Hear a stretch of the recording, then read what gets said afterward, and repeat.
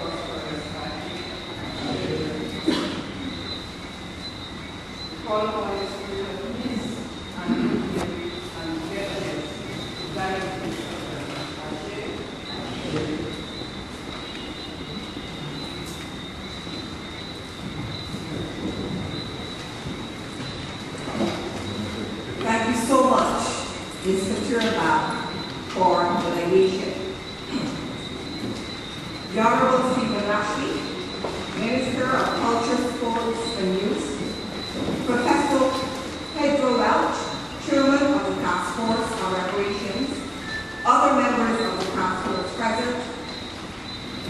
members of the Commission of Pan-African Affairs, Dr. Derek Murray, Director of the Commission of Pan-African Affairs, and other members of staff of the Commission present, staff of the Ministry of Culture, Sports and Youth and its agencies, representatives of the media, ladies and gentlemen, good evening. Good evening. Good evening. Thank you. In preparing for this evening's event, I reviewed a number of articles on the reparations question. From all that I read, I had to conclude that this event is right on cue. It is on cue.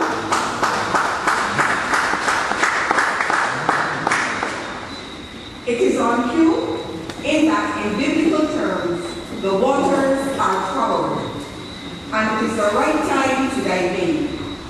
Not blindly, as we are aware that the past will not be without its critics and detractors, but with the assurance that the struggle is at least beginning to get some traction. Persons are beginning to take notice here and around the region. Task forces are springing up everywhere, and the subject has reached the agenda of our CARICOM heads of government countries. Different languages are involved, for example, English, Dutch, and even French, but the message is the same. It is time to settle the reparations question, to devise a framework and context within which meaningful dialogue can take place and positive outcomes reached. It is therefore with a certain degree of optimism that on behalf of the Ministry of Culture, Sports and Youth, that I welcome you to this, the official launch of the Task Force on Reparations and the first public dialogue on the subject in Barbados. We at the Ministry do not want this to be seen, in the words of Alexander Barron, one who opposes reparations, as an old chestnut that raises its dumb head from time to time, but rather as an important unfinished business to which closure must be found. It is our aim to sensitize all Barbadians, regardless of race, class, color, or creed, that the question of reparations is neither an illusion nor a delusion. It is real. It is not a fantasy. It is time, it is a matter of great importance to which urgent attention must be paid. It is one of the remaining elements of our past that is a cause for concern. An open sore, so to speak, which needs to be healed. This evening is just the beginning. I therefore thank you for taking time out of your busy schedules to be here with us as we start this public conversation. And I thank you.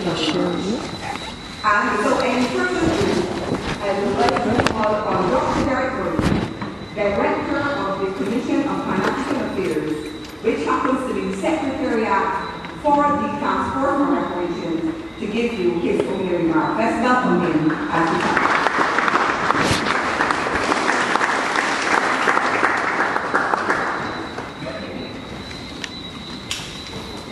Thank you, P.S. Lackman.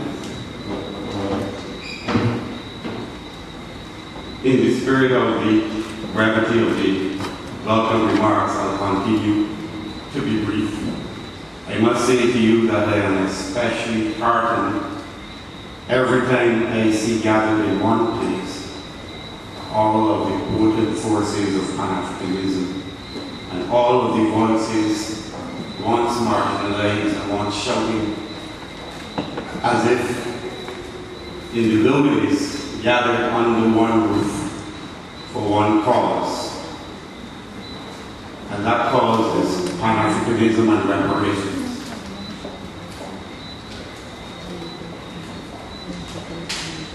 I couldn't help but think to myself that with the opening libation, my particular faith, which is the Orisha faith, you always open with libations, and there's a small part that I want to invoke.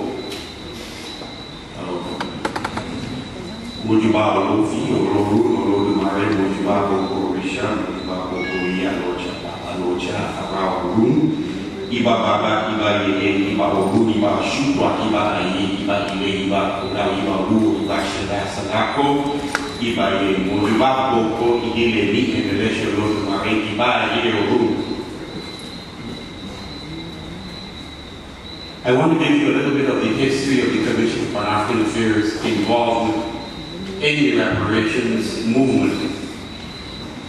I have to give full credit to the founders of the Commission, the Director, David Commission, who is here with us tonight and who is a member of this reparations staff. I want to give full recognition. We shouldn't underestimate the struggle and the challenge and the difficulty of planting any new seed on a rock that can be sometimes as barren and hard as that we call the rock or Barbados. It is extremely difficult. And many of us sometimes feel faint. We feel, as the Africans say, we feel as if we've been stretched out over the desert in trying to even produce the smallest bit of success. The fact that the Commission for Pan-African Affairs exists in a place like Barbados is in and of itself a miracle in the first place. Regardless of the conditions of its birth, the fact is that it was born. If we had to reject everything that was not born in investment, many of us would probably not be here. I also want to give full recognition and credit to our now honored ancestor, Dr. Aikel Tafari.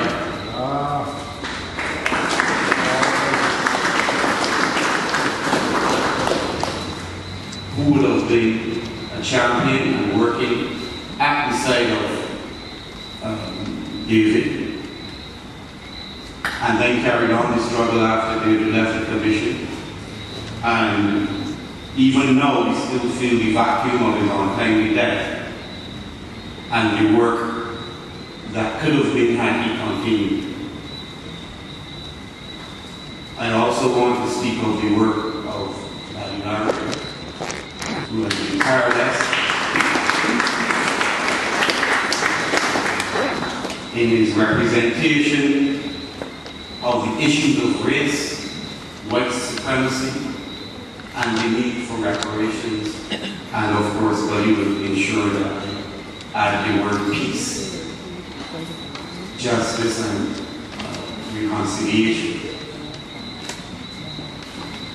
The Commission for Pan-African Affairs has been involved in the struggle for reparations from the beginning, with the ultimate success manifested at the Durban Conference in 2001, after much preparation with the PRECONs before then. And it is to the credit of both governments that this important issue to black people has been embraced and continued, such that even after change of administration, Minister Blackett in Geneva in 2010, we committed and we confirmed Barbados' commitment to the Durban process, to the Durban program of activities, and to reparations. Then in 2011, Minister Stephen Lashley, at the high-level meeting in New York to commemorate the 10th anniversary of the Durban Conference on Racism, we confirmed and we committed Barbados to the process of reparations.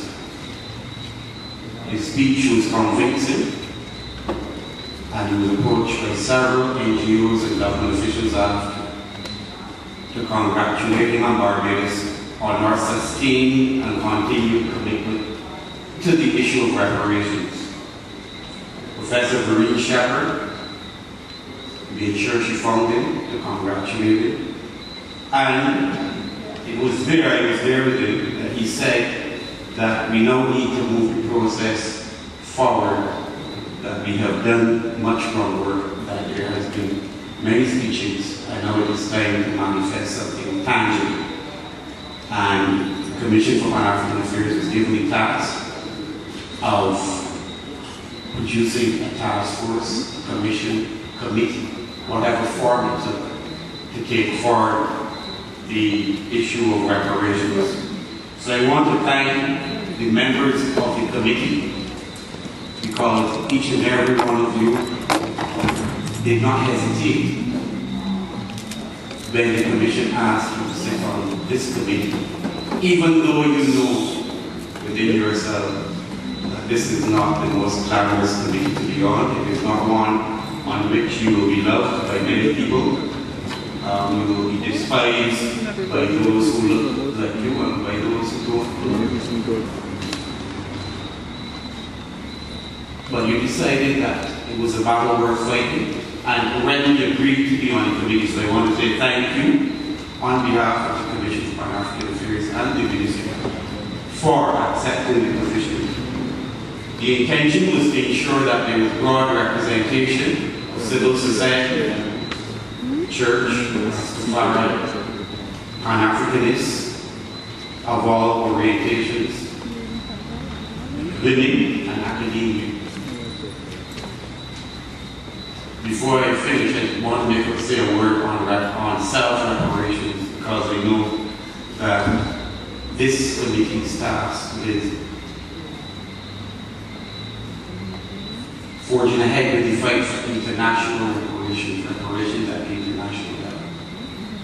But the Commission and the members of the committee are also cognizant of the fact that we ourselves, we have to see about our own reparations, or self-repair. And the Commission for Pan-African Affairs we have many programs for those of you who will raise this issue in the town hall part of this event, which comes after the launch, immediately after this launch. The core of our work at present has to do with self-reparation. It has to do with our understanding of our identity and what it means to be a black person, what it means to be black and beautiful. And I can safely say that the core of our work has to do with beauty, and what it means to be beautiful, and what it means to value ourselves as beautiful. And therefore our programs in the school is designed to do that. They're designed for self-reparations. And how is this linked to international reparations? All of this work that we will be required to do on repairing our own damage, which is necessary if we are to make use of any reparations that may come. If we are to make proper and wise use, all of this work has to be paid for. It has to be resourced. And we're not begging anybody for anything, we're just asking for what is ours. It is not right, and it is not just that we should work for 300 years for nothing. We should accept the decimation of our culture, our families, our way of life, and then not expect to be given any recompense for it. I have one final thing to say before I hand back over to the Permanent Secretary, and it has to do with those people who would want to say that we should move on, that we should let bygones be bygones, and so on and so on.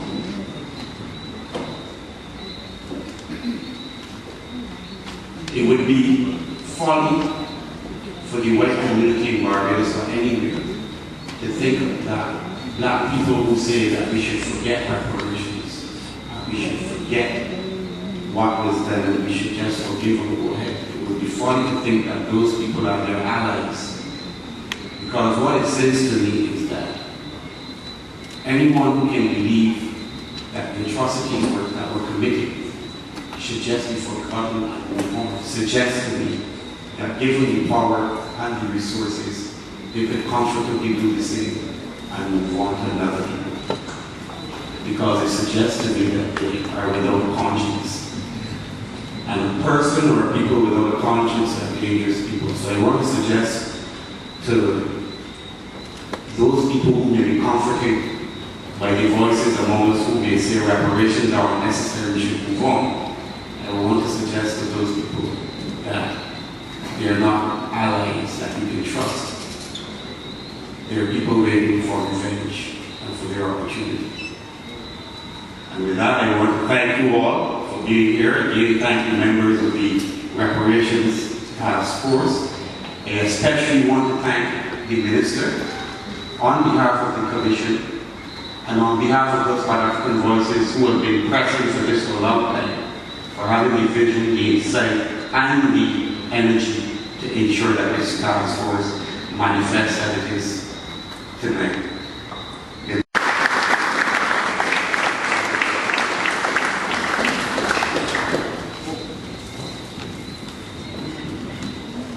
Thank you very much, Dr. Murray.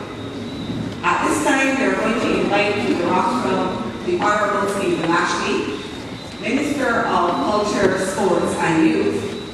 And as you would have heard, Dr. Murray, sort of gave a chronology of it all, that our minister is committed to this task, and it was his vision to have a task force in the first place.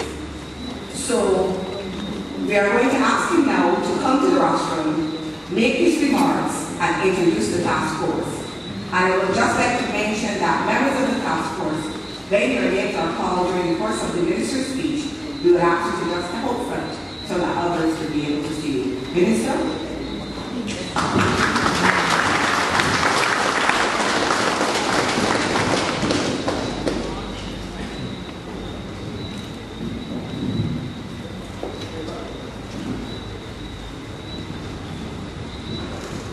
Thank you very much.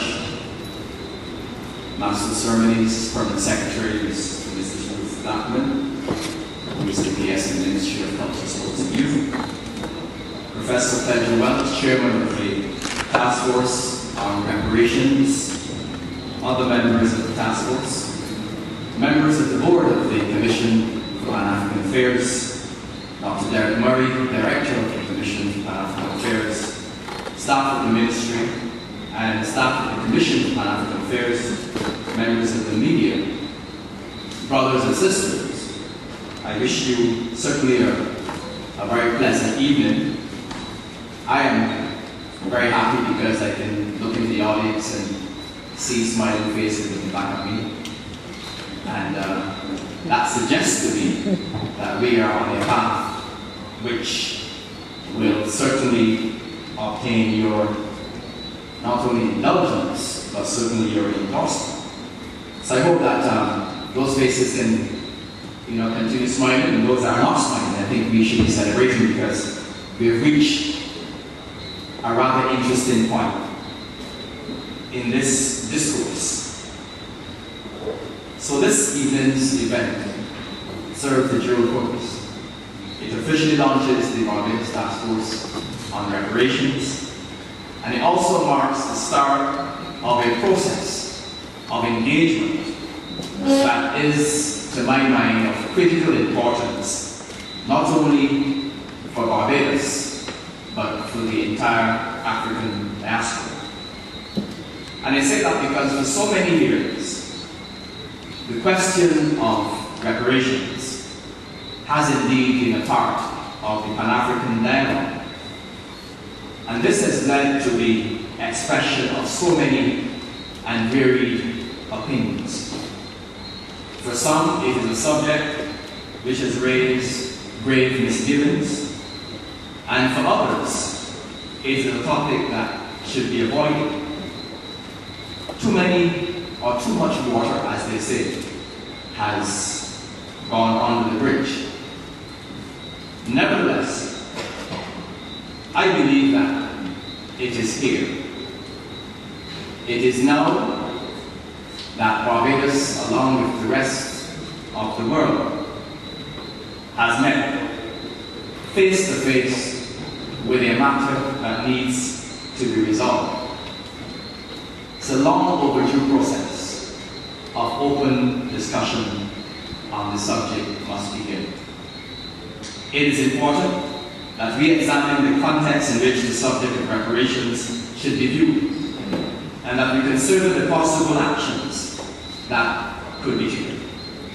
In this forum tonight, and I assure you that there will be several of these opportunities to engage, you will have the opportunity to air your views, but also listen to the views of others. The urgent need for action to be taken regarding reparations is certainly not only the view of Barbados, nor, for that matter, the region. Indeed, this urgency has been echoed at the highest levels of the United Nations. Permit me, therefore, to review the events which have enabled us to reach this point in the reparations debate.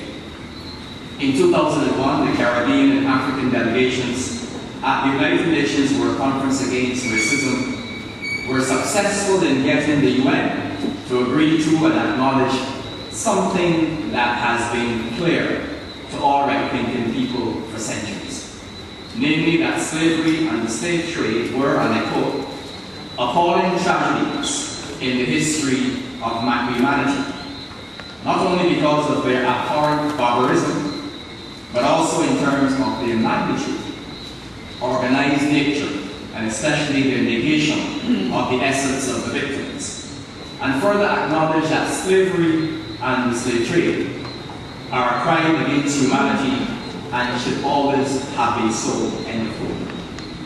And in 2001, the Durban Declaration concluded, and I quote, Africans and people of African descent were victims of these acts and continue to be victims of the consequences, end of quote. The statement contained in that said declaration, which I firmly support, confirm, and I quote, that we are aware of the moral obligation on the part of all concerned and call upon these states to take appropriate and effective measures to halt and reverse the lasting consequences of those practices, end quote. 1 year ago, in September 2012 to be precise, the Cabinet of Barbados, on my recommendation, approved the establishment under the Ministry of Culture, Sports and Youth, a task force on reparations, headed by the eminent historian Professor Pedro Welch. The mandate of the task force, inter alia, is to advise on the following: sustaining the local, regional, and international momentum for reparations, conceptualizing and articulating strategies, frameworks, and projects to accept and manage financial and other resources returned through reparations, furthering the research and publication of works that make the case for reparations and self-reparations at the individual, community, national, regional, and international levels, supporting, coordinating, and collaborating with individuals, governmental and non-governmental institutions with similar objectives, developing a long-term strategy and work program, and promoting a coordinated regional approach and drive for reparations. The task force will make recommendations to the government on what form the effective and appropriate measures mentioned above should take. As you can imagine, there is a significant cost attached to implementing these measures, and it is here that the concept of moral obligation comes into the equation. The former slaveholdings and colonial states have a moral obligation either to bear fully or certainly to make a meaningful contribution to that cost. The year 2011 was designated by the United Nations as the International Year of People of African Descent. And on September the 22nd of that year, I had the privilege to have the opportunity to speak at the United Nations high-level meeting at the UN in New York to commemorate the Durban Declaration and Program of Action and focus on victims of racial discrimination. In my address on that occasion, I renewed Barbados' call for meaningful and innovative reparations globally for people of African descent as past and continuing victims of racial discrimination. I stressed then that included in these reparations should be funding targeted at specific components of national economic development, as well as resources to support social programs designed to strengthen the identity and the self-confidence of people of African descent. I cited as examples those programs being implemented in Barbadian schools and in Barbadian communities aimed at investigating, identifying, and countering those measures and messages and images that negate the value of the knowledge and the culture of people of African descent by building awareness of the fundamental contribution of African peoples to world civilization. The recent inscription of historic Bridgetown and its garrison on the prestigious UNESCO World Heritage List was also a significant achievement for Barbados and the other CARICOM countries, because it acknowledged, for the first time within the international community, our capital city and its garrison had indeed outstanding universal value. It acknowledged, most importantly, the contribution of our African ancestors to the building of this World Heritage Park and its importance to the heritage of all mankind. It is my view that we can make no meaningful headway in the process toward reparations without first securing an acknowledgement of the wrong that was done. And this, to my mind, has been accomplished to some extent. Although the government of the United Kingdom has fallen short of making an outright apology, it has acknowledged that slavery and the slave trade were wrongful acts. One may argue that a direct apology was not forthcoming, as it may have been feared that this would have cleared the way for a very strong legal case to be made. In the publication by the Office of the United Nations High Commissioner for Human Rights entitled Rule of Law, Tools for Post-Conflict States, Reparations Programs, a number of points are presented as being essential guidelines in the formulation of any reparations program. These points include restitution, compensation, rehabilitation, and satisfaction. Restitution refers to measures which restore the victim to the original situation before the gross violations of international human rights and serious violations of international humanitarian law indeed occurred.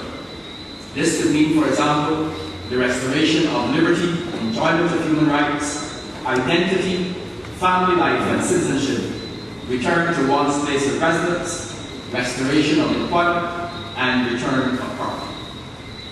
In our case in Barbados, and indeed the case of the countries of our region, we have been displaced and relocated without the possibility of ever inheriting the material wealth of our ancestors. Even the immaterial richness of the heritage of our ancestors was withheld and was deemed primitive. We were even robbed of our identity.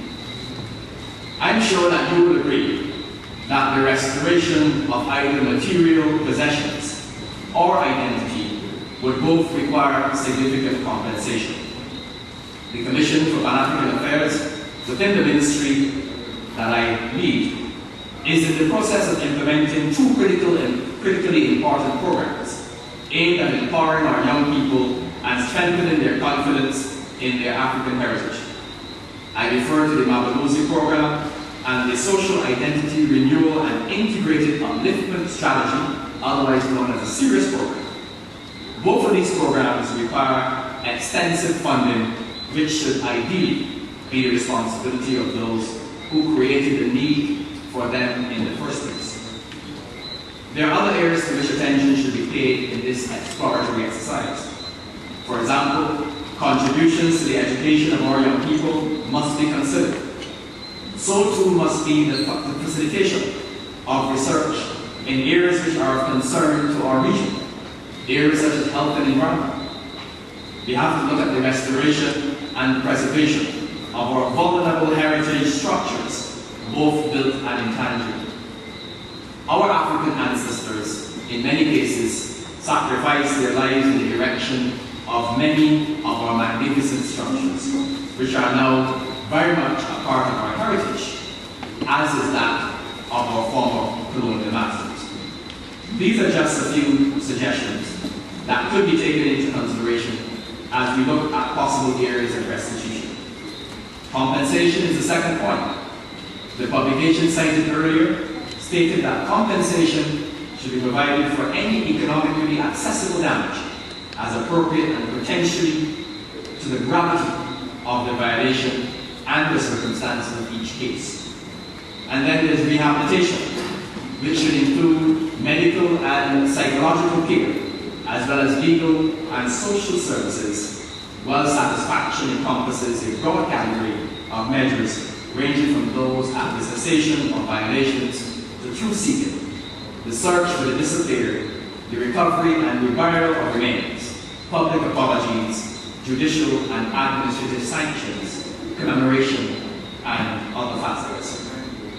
I believe that armed with the wealth of information that is available to us, and armed with local, regional, and international support at the highest levels of government, CARICOM, and the United Nations, we need to undertake open and frank discussion on this subject. Let us all look at possible courses of action. Your contribution this evening will greatly assist the task force in coming up with a viable concept to guide the process of dealing with the issue of reparations. Within another 2 weeks or so, another important dialogue will take place in neighboring St. Vincent and the Grenadines, at a conference on reparations specifically convened by Prime Minister Dr. Ralph Gonzalez, in furtherance of a recent decision by CARICOM heads of government to move forward on this very long, outstanding matter. At this point, I pause to officially introduce members of the Barbados Task Force on Reparations. Dr. Pedro Welch, Chairman.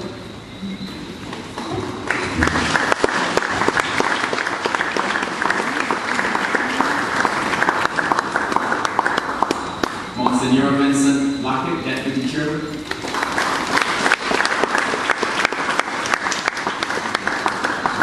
Sir Henry Beckles, who is unavoidably absent, he's also a member of the board. Mr. David Pakistan.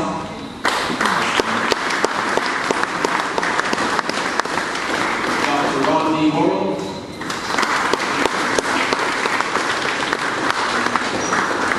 Ms. Keturah Bach.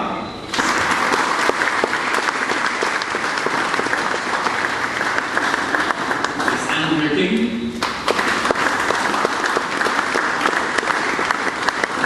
Mr. Buddy Larry.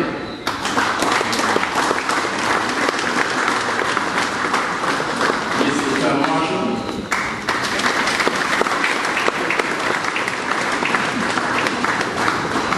Director of the Commission for African Affairs, Dr. Derek Murray.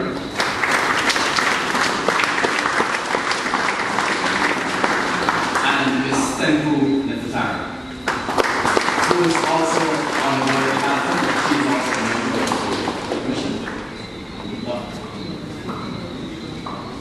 Bishop Jerry C.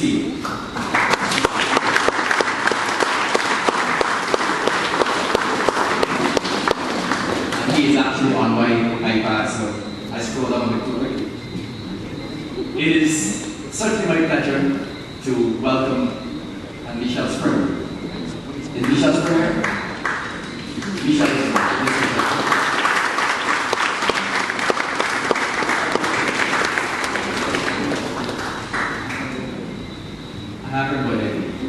Now, I certainly want to, certainly on my own behalf, and on behalf of the Cabinet, on behalf of the Prime Minister, and certainly on behalf of the Ministry, to say how appreciative we are that our fine citizens could very readily accept this very important task. And I certainly want to congratulate them on taking this particular opportunity to make a significant contribution to the history of Barbados. I want to congratulate all of you. It is my pleasure to now declare the task force on reparations officially launched.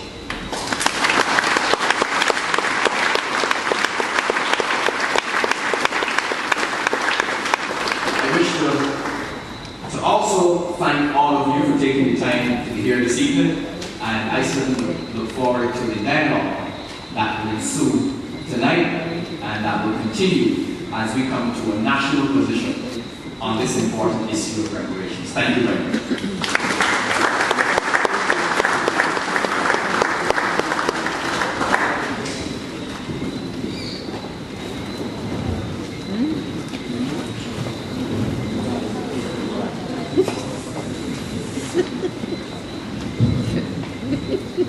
Thank you very much, Minister. At this time, we are going to have a spoken word by Adrian Green. Let's welcome him as he comes.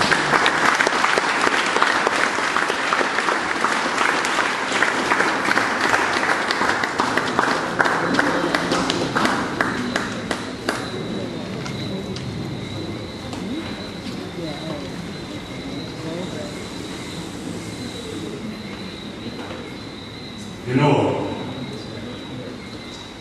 we've accepted a lot of crap. Maybe it's because Barbados is a Christian nation. We take a hard slap in the face and don't hit back. And end up with lack confidence or common sense. It seems like just sometimes we just seem so content to contain our discontent until we can. When we can, release the stress in front of the TV or at the discotheque and disconnect from all the disturbing realities. Like the frailty of local land ownership and the ease of availability to foreign realty.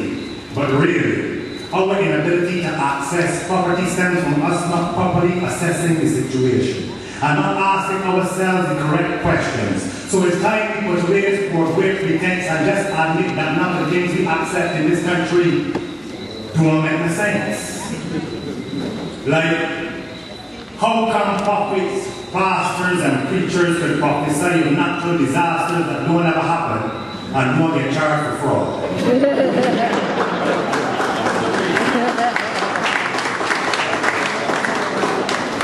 Well, at the very least, I feel you should be charged for misrepresenting God. I would like to see a commission of inquiry into all of these commissions of inquiry. This is my query. Have any of them ever found anything substantial enough to justify spending all that money? And you know it's funny. We so concerned about Guyanese and setting immigration limits. Anybody ever asked us help for all the Chinese workers to get their work permits? And if they were to have children and settle here, we would embrace them as Chinese Bajans. So how come it's so hard for so many black Bajans to understand that they're black, Bajan, and African?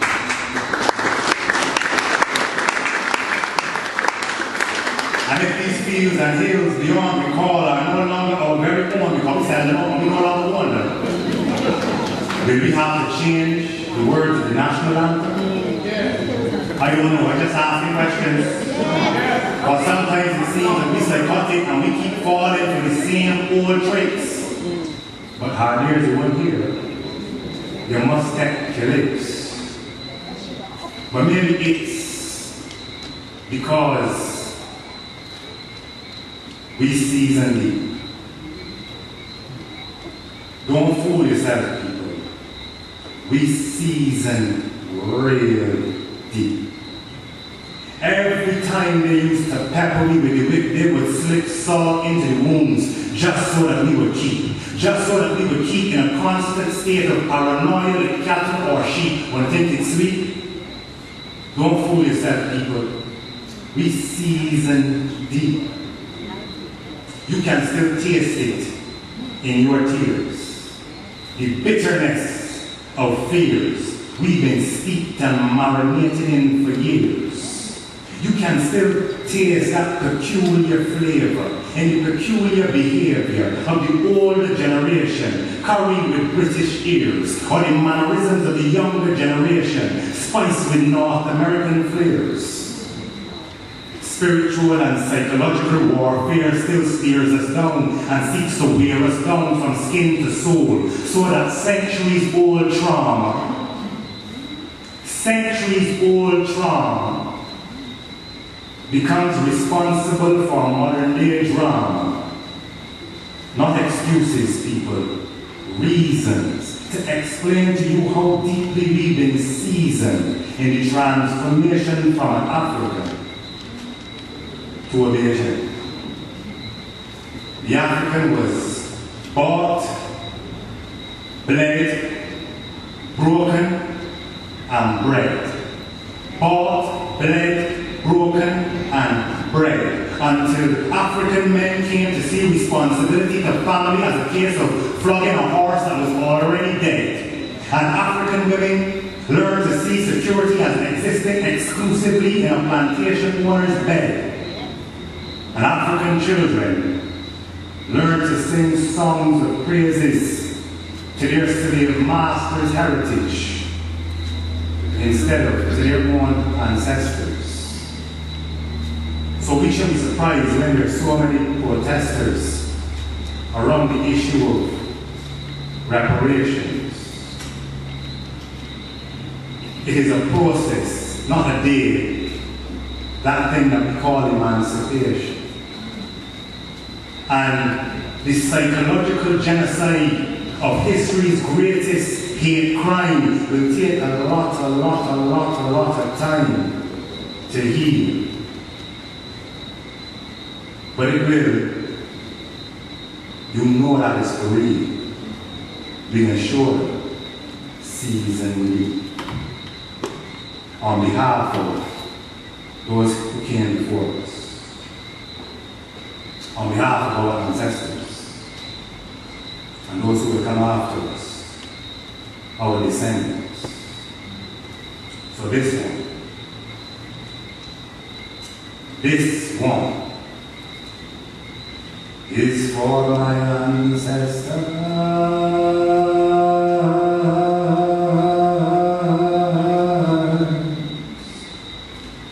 I feel them on my shoulders,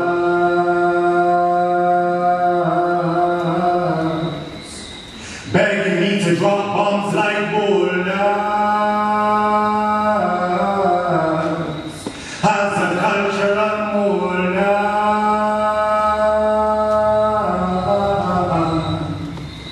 they insist that I use my gifts as a lyricist to bear witness to the past, present, and future African greatness, and always place emphasis on the beauty of blackness, and never digress into the common connotations of my colored slackness. Tell the people the truth, not petty myths like Loch Ness. Direct them to the proof of an African genesis, and be a portal through which they can witness the inner emperor and the inner empress. Cause it's the duty of every man and every woman to manifest God in flesh. So we honor the body, the holy, and the Ruach Kodesh. We say Hetet Shalom, Assalamu Alaikum, Jah bless us.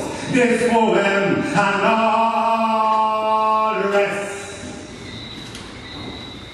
are for the ancestors.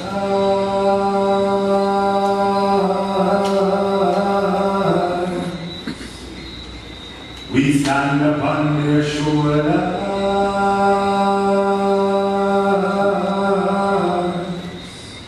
So rise, you African sons and daughters. Let me bust the seal files and folders.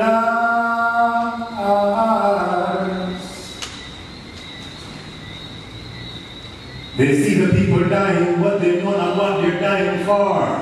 They hear the children crying, but they know not what they are crying for. They tell me that they're trying, but they know not what they are trying for. How can we win the war if we know not what we're fighting for? You want to see more clearly, but your vision won't stretch very far. Get your head up to the clouds so you can see beyond the stars. Embrace Venus and plant your feet on Mars. Your mind just span galaxies, but you keep them locked behind bars. It's time to get grounded in the traditions which our ancestors founded. Every time we left them out, we tend to get pounded by European ideologies. We are confounded, but harden your ears so you can hear any the core men have sounded. And have no fear, cause we are always surrounded by the ancestors.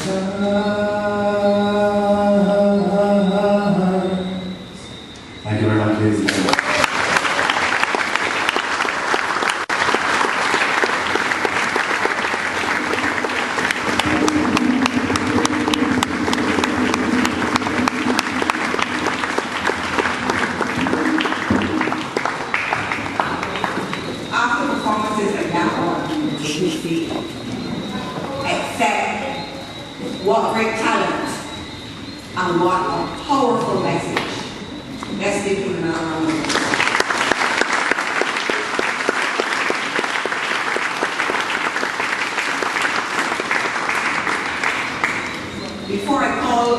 Dr. Welch to give the vote of thanks for this segment of tonight's proceedings, I just want to let the audience know that we have a table in the foyer, and on those tables are two important books.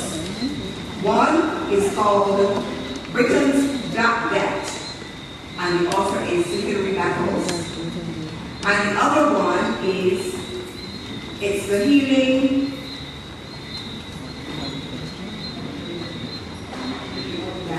You're going to scribble something and then one place It's the Healing of the Nation, the case for reparations in an era of recession and recolonization.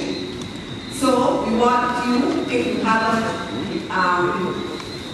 if you don't own a copy of any of these publications, to go right ahead and purchase them. I have read one of them, I won't say which one, and I could not put it down. I read it in one sitting. So I advise you to purchase a copy of both books. At this time, we call on Dr. Welch, chairman of the Task Force on Reparations, to give the vote of thanks to bring this formal segment of tonight's proceedings to an end. Dr. Welch, let's welcome you.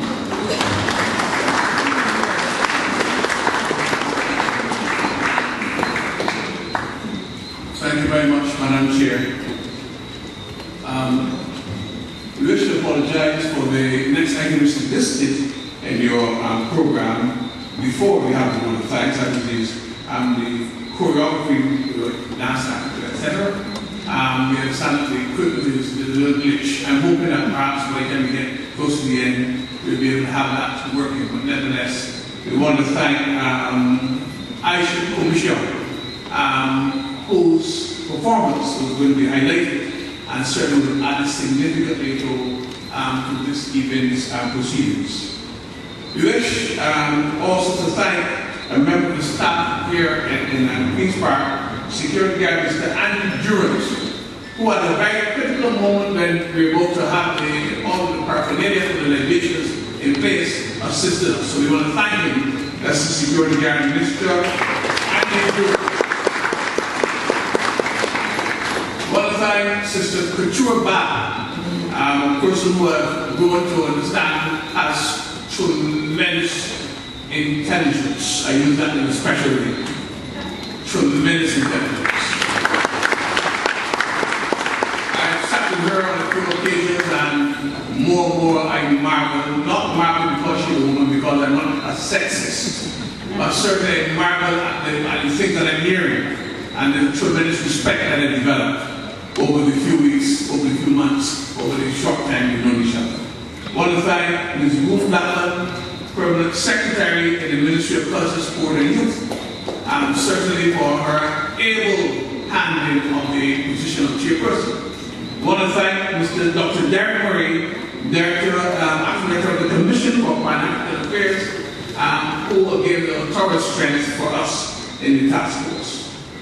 And even what we call the best wine, or should they say the best cockspur for the last, wine is in European or whatever. We want to thank Mr. Adrian Green again for that very important.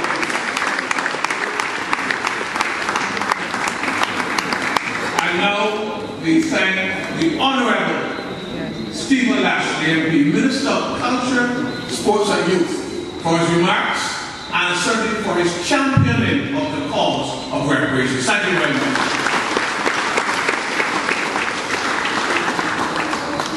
As you will have recognized, that was the first session of our program this evening. Let me personally thank the members of the task force who have been working assiduously in order to get a program on.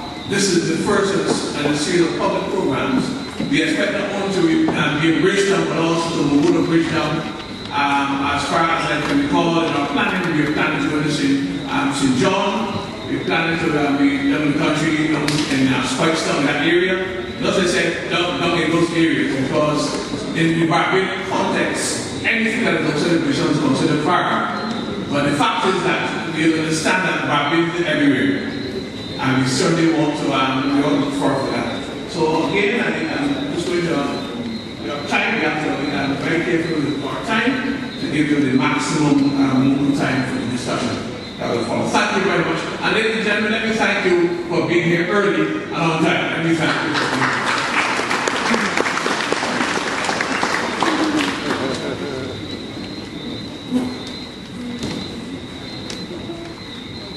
Thank you very much, Professor Welch. Professor Doctor, you see, carries both hats, so I usually interchange with you.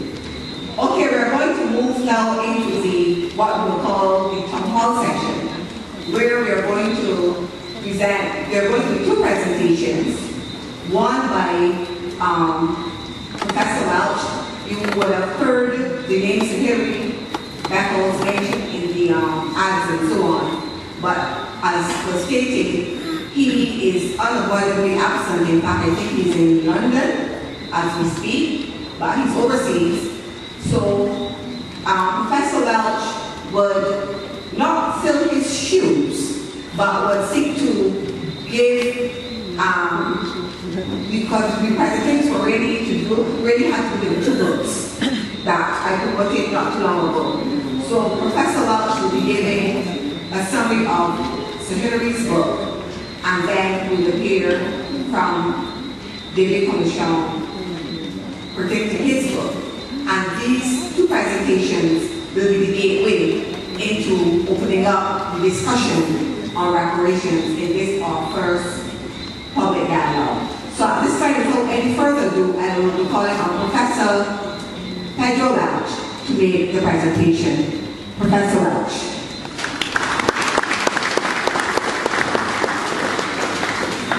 Thank you again, Madam Chair. Again, we offer apologies for the absence of Professor Sir Hilary Beckles. I have the honor of presenting a brief summary of some of the issues that he raises in his most important book, Britain's Black Debt, which you might have seen as you entered this location tonight. You'll see them on the desk outside. I'm hoping that some of you, if not all of you, will acquire that. I think it's one of the most important books on reparations that will be published certainly in this century. And I would really urge that you get that book. Let me say just a few brief words with an introduction of what Sir Hilary Beckles has done here. And that's to do with the fact that when I first met Sir Hilary 7 years ago, he was a young historian just out of Hull University of Britain. He had gone first to the University of West Indies, Mona campus, then he arrived here in Barbados, where he joined the staff at the Cape Verde campus. And at that time, for many of our colleagues at the time, he would be seen as a young, rash historian who had come to rock the boat.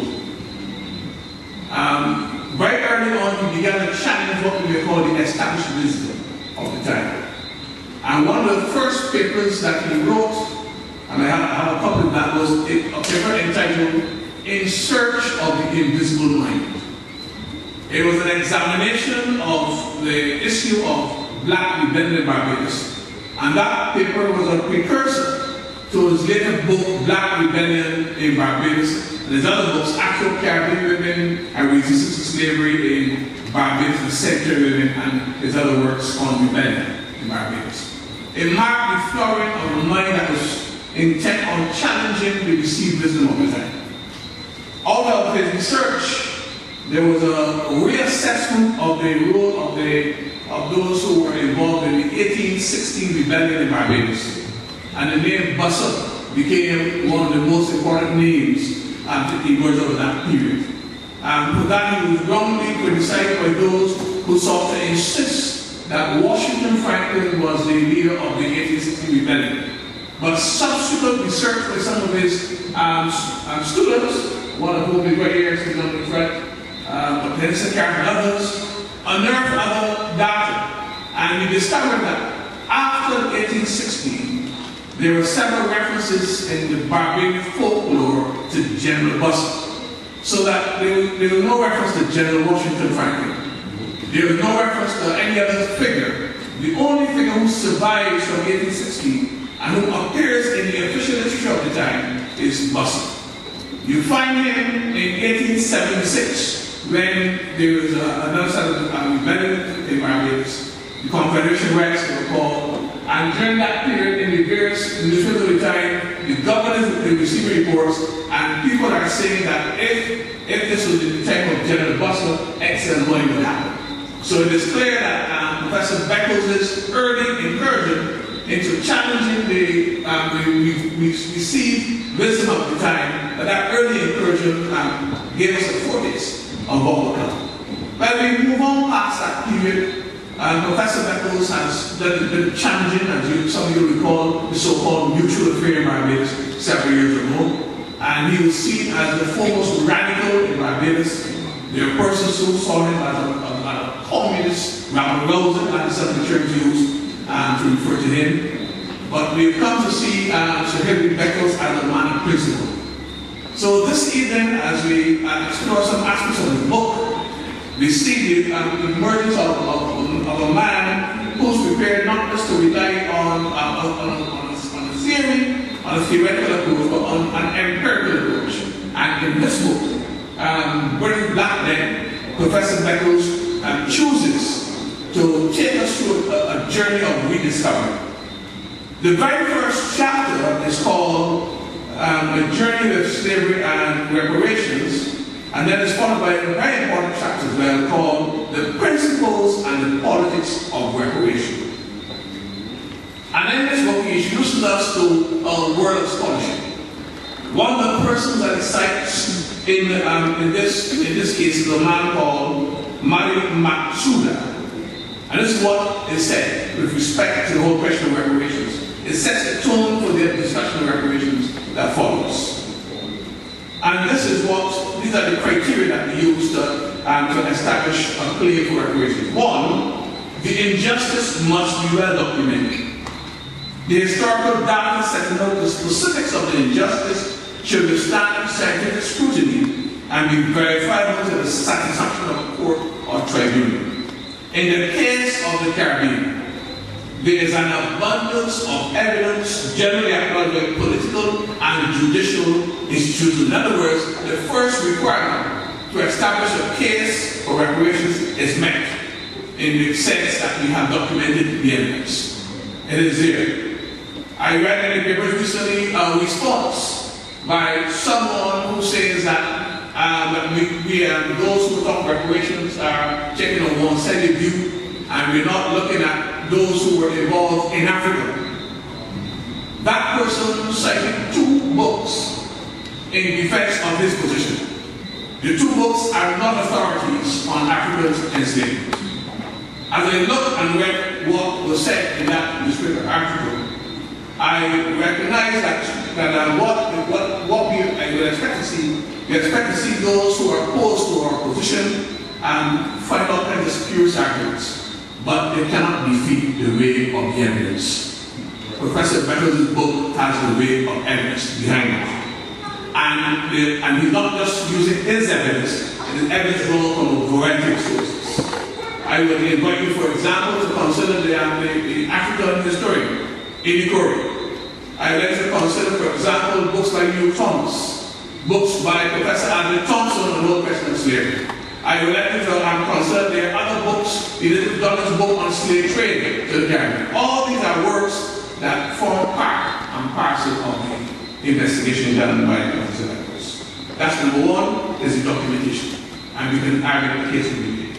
The second point that Professor Beckles makes is that the victim must be identifiable as a distinct group.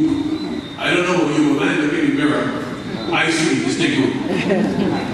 And Professor Beckles says that is where it is. You must know what this group is, and there's no doubt as to who the group is. And he says the native Caribbean people who survived British, European genocidal policy and the descendants of enslaved black people constitute identifiable communities. That's the second point.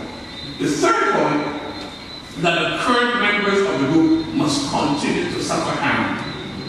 And he makes the point, very persuasively, that the descendants of the native people of the Caribbean and the blacks enslaved in the Caribbean experienced a post-slavery system of apartheid that focuses on their race and ethnicity. The systems of wealth distribution, political marginalization, and institutional racism shape their lives today. We do not have to ask that there is a pathology that continues to affect our people. It is a pathology which explains why some of our people are a little too concerned about the complexion of the other family. It explains why some persons will look at a child and will say, the child, you know, you're so sweet, but it's so black, as though blackness were a crime. We find that issue, they are suffering in terms of what they call economic distribution. Now I'm very early in the book. I'm going to move rapidly to around page 19 onward. From page 19 onward, Professor Beckles begins to identify the investment and enslavement made by the British in this region. By 1775, it tells us on page 91, the British West Indian plantations were valued at £50 million. That is 71.7 billion pounds in 2010 currency. And we're not talking peanuts. 3 years later, 1778, the property in the Caribbean was estimated, and I'm going to use the today's figures, that's made that being worth $97.9 billion.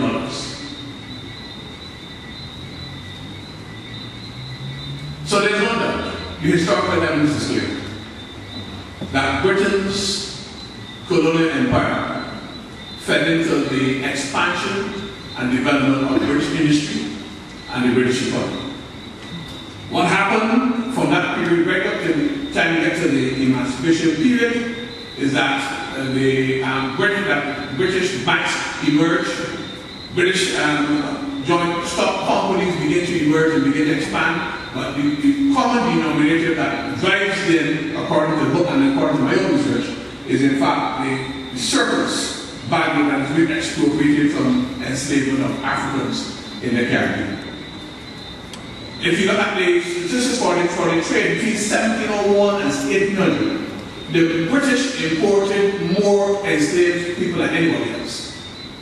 So when somebody wants to tell me that we need to go back to Africa and look at those people that working, and they fail to look at the very scale of the British involvement, I think we need to have some re-examination of some people's sanity. We need to have their heads in the It is clear.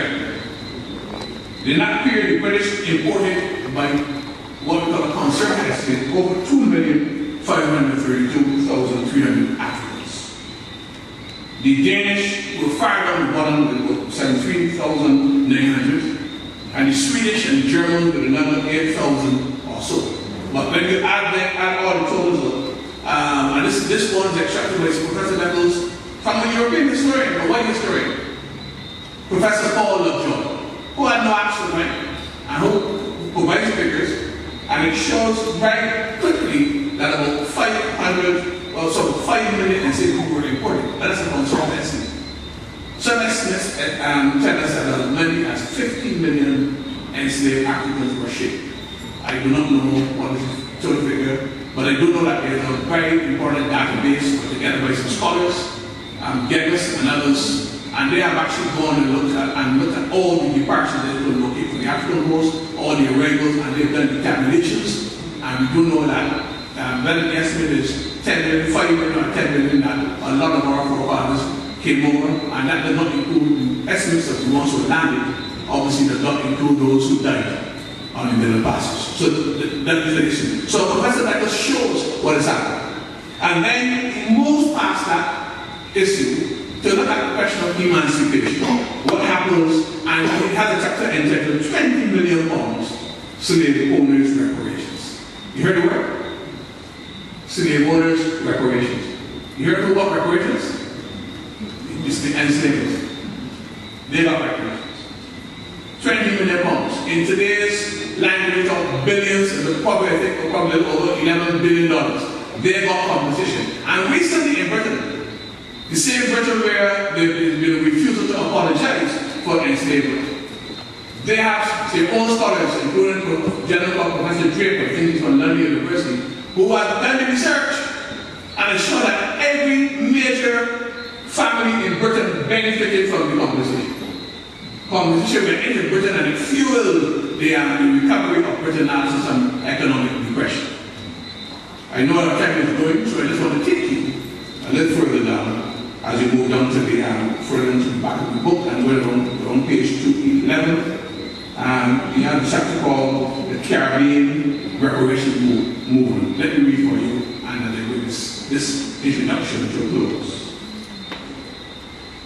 The Caribbean Reparations Movement, he tells us, is a moral, legal, and political response to the crimes against humanity committed during the European imperial project.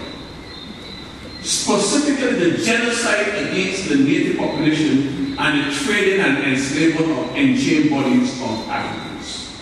In the Caribbean context, contrary to those who read the papers about the African involvement, the British were the quintessential enslavers.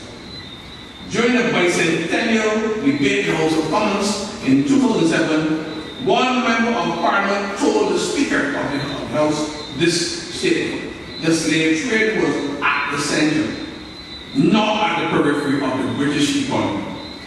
It was something in which all parts of British society were implicated, and it was the basis of the prosperity of the church, and one should add, of the royal family.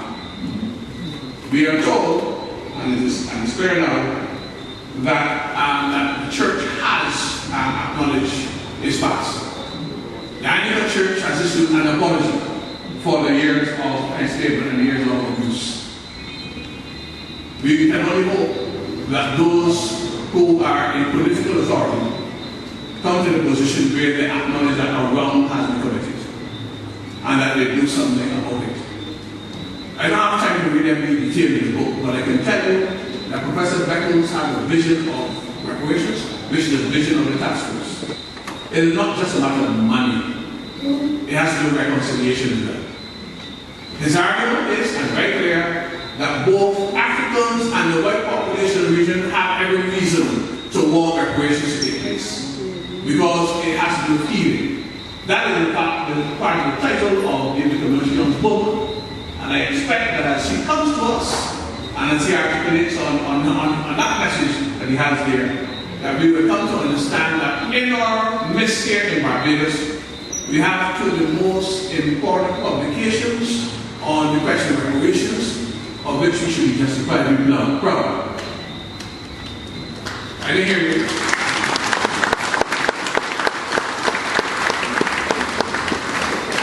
Last but not least, nobody needs to be afraid of reparations. I said on television recently that those of us who belong to the Judeo-Christian faith will recognize that in the scriptures that we claim to believe in, there is a model of reparations. As the Israelites, whoever they might be,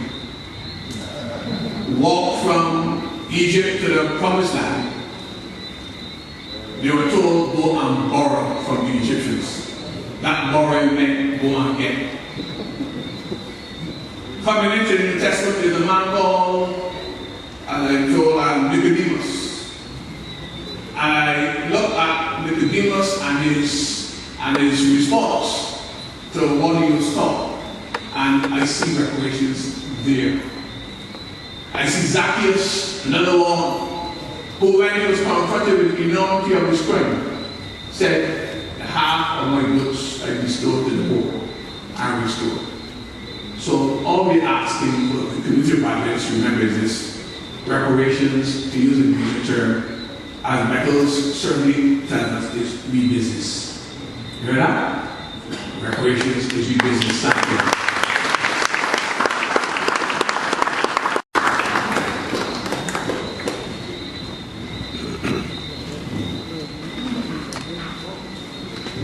One cause, one goal, one destiny. Good evening, brothers and sisters. Good evening to the members of the head table, in particular the Honorable Minister. Tonight, I guess, is a night of two books. We have heard of Professor Beckles' very brilliant tome, massive work, Britain's Black Debt. This year, I also published a book on reparations. It's the Healing of the Nation, the case for reparations in the era of recession and recolonization. And I consider it a book that complements Professor Beckles' book. It is a kind of manual on reparations, 107 pages or so. So it gives the reparations argument in a very concise manner. And what I want to do tonight is to explain a little bit about the book, but also to read some extracts from it. And I want to begin by bringing this thing home to Barbados. And I'm reading here from the extract of a letter. And before I do that, let me say the book is available outside, and it's for purchase for $20. Extract of a letter from Lord Seaforth, the Governor of Barbados, to Earl Camden, Secretary of State for the Colonies, dated the 13th of November, 1804. This is the British Governor of Barbados writing to the Colonial Office, and I quote, "On the 10th of April, 1804, a militiaman of the name of Hawes, of the St. Michael's Regiment, returning from military duty, overtook on the road some Negroes who were going quietly home from their labor. When he came near, he called out that he would kill them, and immediately began to run after them. The Negroes, not supposing that he really intended to do them any injury, and imagining that he was in joke, did not endeavor to escape, but merely made way for him. The person nearest to him happened to be a woman, the property of a Mr. Clark, the owner of Simmons Estate, who is stated to have been a valuable slave, the mother of 5 or 6 children, and far advanced in pregnancy. Without the smallest provocation of any kind, Hawes coolly and deliberately plunged his bayonet several times into her body, when the poor creature dropped and expired without a groan. 2 gentlemen were eyewitnesses of this horrid action. One of them, Mr. Harding, the manager of the Codgerton College estate, went up to Hawes and spoke harshly to him and said he ought to be hanged, for he never saw a more unprovoked murder, and that he would certainly carry him before a magistrate. Hawes' reply is very remarkable. Quote, "For what?" said he, with the utmost indifference as to the crime. "For what? For killing a Negro?" This is a short but significant sentence, strongly confirming an important truth which has frequently been asserted, that is, that the Negroes are regarded by their white-skinned oppressors as an inferior order of beings, and under the influence of this sentiment are naturally enough denied the common rights of humanity and excluded from the pale of that sympathy which a sense of a common nature and a common extraction is calculated to inspire. Mr. Harding laid hold of Hawes and carried him before Mr. Justice Walton. Mr. Justice Walton, it would appear, was not indisposed to use the authority which he was vested in bringing Hawes to justice. But he found that in his situation as a magistrate, the law of the island gave him no jurisdiction or authority over him. In short, that he had no right to commit him. End of quote. So this brings out the essence, part of the resolution that the minister, the UN resolution that the minister read, that our ancestors were denied any human status. The very essence of their humanity was denied to them, was taken away from them. And it is all right to talk about the figures, the statistics, but when we are talking about slavery, it is this deep human core of the issue that we need to look at. That was Barbados. That's just one example. And that is a letter from the white governor. That's the white British governor speaking about not just that one murder. He wrote because this was a regular occurrence, horrible murders where black Barbadians, enslaved Barbadians, their lives were worthless. They could be killed with impunity. It was not a criminal offense. But let me share another passage. Again, this is from a British historian called Jack Rattus. It's an extract from a book called The Great White Lie. And again, it is about not Barbados, but about Nevis and Tortola. Just let me read it, because again, it brings home what we are really talking about. This is what the British historian says. Most plantation owners treated their slaves with casual but unpremeditated cruelty. To whip a child, to send a man off to the treadmill to tread until the skin came off his legs, or to keep an old woman in stocks for days without food, these and other acts were perpetrated in the ordinary course of the day. Occasionally, however, a planter would exceed the acceptable limits and act in an exceptionally ferocious way. Edward Huggins, a Nevis planter, was one such man. He had been plagued by a series of runaways, and at last he caught and drove 20 slaves to the center of town. There, with his 2 sons and 2 practiced whippers, Huggins flogged the runaways, up to 365 lashes for the men and 291 for the women. He was charged with cruelty, and despite the fact that the floggings had been witnessed by 5 magistrates and had gone far above the maximum permitted by Nevis law, Huggins was acquitted. The Hodge of Tortola was not so fortunate.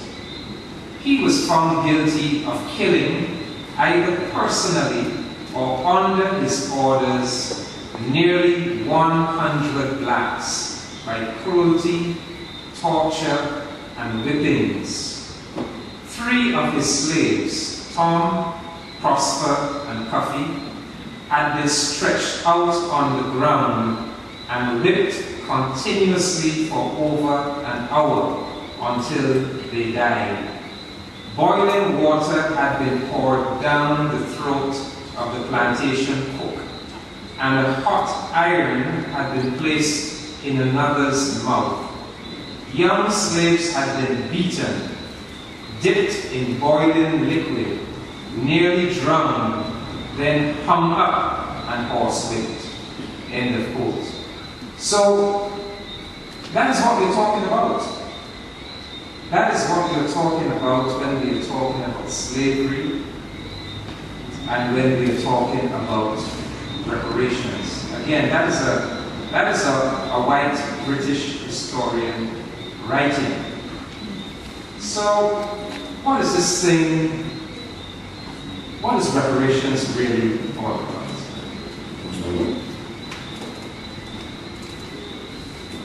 If we want to get a definition of reparations, we go to international law.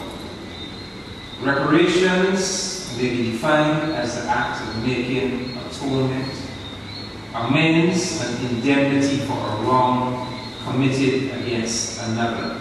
The term implies an active repairing of the damage or injury inflicted on the wrong party. Traditionally, reparations was the term applied to money or other compensation that a defeated country paid to the victors or to individuals who had suffered in a war. But it has also been applied to compensation paid or made to the victims of genocide and other international law crimes. And when we talk of reparations, we are really talking about a legal issue. Morality, yes, of course, is at the core of it, but we are saying that a crime has been committed, a crime under international law, and that a legal process now suggests that compensation or restitution is due. And if we look at it in its legal terms, we are looking for two crimes. We are looking for crimes against humanity, and we are looking at genocide. In order for us to make the case for reparations, we have to say that when we look at the history of the encounter between Europe and Africa, between the 15th century and let's say the 19th century, that what we see in that encounter, what we see in that history of slave trade, slavery, of colonialism, what we see are crimes against humanity and or genocide. And so it's important to know the definition of a crime against humanity. And I quote, "The concept of a crime against humanity was elucidated in the charter of the Nuremberg Tribunal, the tribunal that was established at the end of World War II to try Nazi war criminals as follows: murder, extermination, enslavement, deportation, and other inhumane acts committed against any civilian population, whether or not in violation of the domestic law of the country where perpetrated." So if we are going to make a case for reparations, we have to be able to say that when we look at that encounter between Europe and Africa, Europe and the sons and daughters of Africa, over those 400 odd years, that what we are seeing is murder, extermination, enslavement, deportation, and other inhumane acts committed against any civilian population, whether or not in violation of domestic law of the country where perpetrated. We also need to look and see if we are seeing the crime of genocide. A legal definition of genocide is as follows.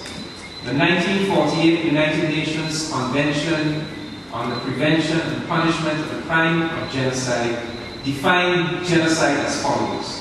Genocide means any of the following acts committed with intent to destroy in whole or in part a national, ethnical, racial or religious group as such. A. Killing members of the group.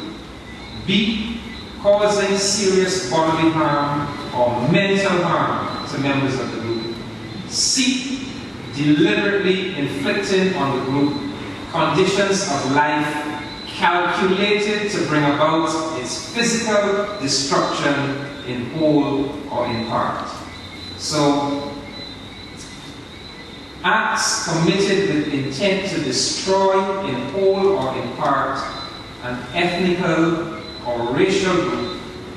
Such acts can include killing members of the group, causing serious bodily harm or mental harm to members of the group, deliberately inflicting on the group conditions of life calculated to bring about its physical destruction in whole or in part. So that is basically what we are talking about. It is not about, in a sense, it is not really about appealing to anybody's conscience, although that is good. If people of conscience will admit that something wrong was done and needs to be rectified, that would be good. But essentially, we are talking about a legal issue, a question of international law. And that is why that United Nations Conference Against Racism was so important.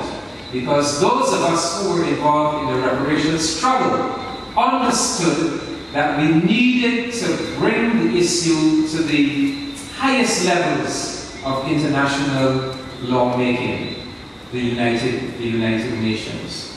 And I will tell you that we had a tremendous battle on our hands at the UN World Conference Against Racism. I know because I was involved from the very beginning. This was a massive conference. A world conference is the biggest kind of conference you can have. And there are several preparatory meetings, there are regional meetings, there are all kinds of preparatory meetings for about 2 years before leading into the World Conference. And when we went to the first preparatory meeting for the Americas in Chile, the Americans and the Canadians and ultimately the Western Europeans tried to set some ground rules for the World Conference at the very outset. They said to us, the World Conference Against Racism will not be about slavery. It will not be about reparations. In fact, it will not be about anything to do with the past. It will be about issues of contemporary racism, such as the racial conflicts that were going on in Bosnia and Herzegovina, and those kinds of issues. And we said to them, you all have to be joking.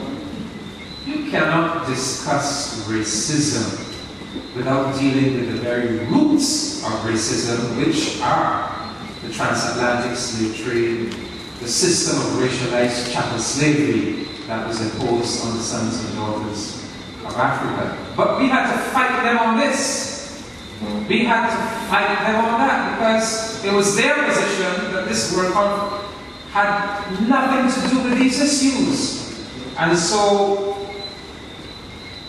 when the minister is able to read resolutions like that, the ones he read earlier tonight, you would see that we won the battle. And it is my belief that the reason the United States delegation walked out of the World Conference in Durban, South Africa, was not, as they claim, because some Middle Eastern delegations wanted to speak about Israel and the Palestinians. That was the excuse they gave. But I believe the reason they walked out is because we had defeated them. But all of these ground rules that they had attempted to put down at the very outset, that we had managed, the Caribbean delegations, the African delegations, working together, Latin American delegations, working together, had managed to sweep aside all of that and had managed to bring issues relating to reparations, slavery, transatlantic slave trade directly onto the agenda of the United Nations World Conference. And so they walked out. But it was an important breakthrough because it placed the issue at the center of the system of international law and policy making. And so this is how we need to approach it. I think we need to give great credit to our Caribbean scholars for laying the intellectual groundwork for our reparations. reparations is. And I speak primarily of Walter Rodney, who wrote the book, How Europe Underdeveloped Africa. I speak of Dr. Eric Williams, who wrote the book, Capitalism and Slavery. And I also speak of the work of Dr. Ivan Van Sertima, the Guyanese historian. Of course, now Henry Beckles is adding to that illustrious group. But Rodney's book is very important because Rodney laid it out in How Europe Underdeveloped Africa. That Europe's development, Europe's industrial revolution was purchased at the expense of Africa's underdevelopment. That Europe went into Africa and took Africa's resources, its human resources, its mineral resources. It orchestrated a process of underdevelopment in Africa, took Africa's resources to funnel, to fuel Europe's industrial revolution and the development of that massive industrial economy and society that exists today. Professor Webb spoke about it: European shipbuilding, European banking, Barclays Bank. The Barclays family were engaged in slave trading and used the profits from the activities in slave trading to start Barclays Bank. The insurance industry, those early marine insurance companies, which have blossomed into companies like Lloyd's of London, they started their business insuring slave ships. The manufacturing industry, the massive manufacturing industry, industrial industry that developed in cities like Manchester, producing cotton goods and other articles for trade in the transatlantic trade between Africa and the Caribbean. Important British industrial families like the Leyland family that went on to found Leyland Motors and so forth. That is where they started, in the slave trade. And we can go on and on. Dr. Eric Williams also outlines it beautifully in Capitalism and Slavery, that early capitalism, that early industrial revolution, was fueled by profits derived and activities based on the slave trade and slavery. And so those scholars have laid some very important intellectual foundations on which we advance. And I'm going to end now, but let me just quote a short extract from Ivan Van Sertima's book, Blacks and Science. And it's important to quote it because it brings home the magnitude of the Holocaust. It brings home the magnitude of the damage that was done to our mother continent, to the continent of Africa. This is what Van Sertima says. He says, no human disaster, with the exception of the flood, if that biblical legend is true, can equal in dimension of destructiveness the cataclysm that shook Africa. We are all familiar with the slave trade and the traumatic effect of this on the transplanted black, that is the blacks in places like Barbados, the Caribbean. But few of us realize what horrors were wrought on Africa itself. Vast populations were uprooted and displaced. Whole generations disappeared. European diseases descended like the plague, decimating both cattle and people. Cities and towns were abandoned. Family networks disintegrated. Kingdoms crumbled.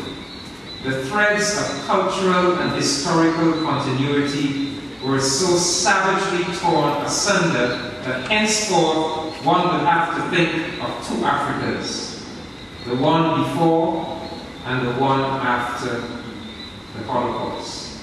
Anthropologists have said that 80% of traditional African culture survived. What they mean by traditional is the only kind of culture we have come to accept as African, that of the primitive on the periphery, the stunned survivor. The African genius, however, was not to remain buried forever. 5 centuries later, archaeologists digging among the ruins began to pick up some of the pieces. End of quote. That's just a summary of the kind of destruction that was visited on Africa. Some of it is explored in greater detail in this book. This book also goes on to make a case for reparations as an instrument not only for demanding financial resources and reparations programs that are due to us from the nation states of Europe and North America that orchestrated the slave trade, but also reparations as a project of self-repairs that we must do ourselves. It also makes the case for reparations as a tool for fueling Caribbean integration and the building of an integrated, politically unified Caribbean nation state. And I urge you to get a copy. I don't think I can go on any longer because we want to leave room for interactive discussion tonight, but the case is laid out in great clarity in this book. Thank you, ladies and gentlemen.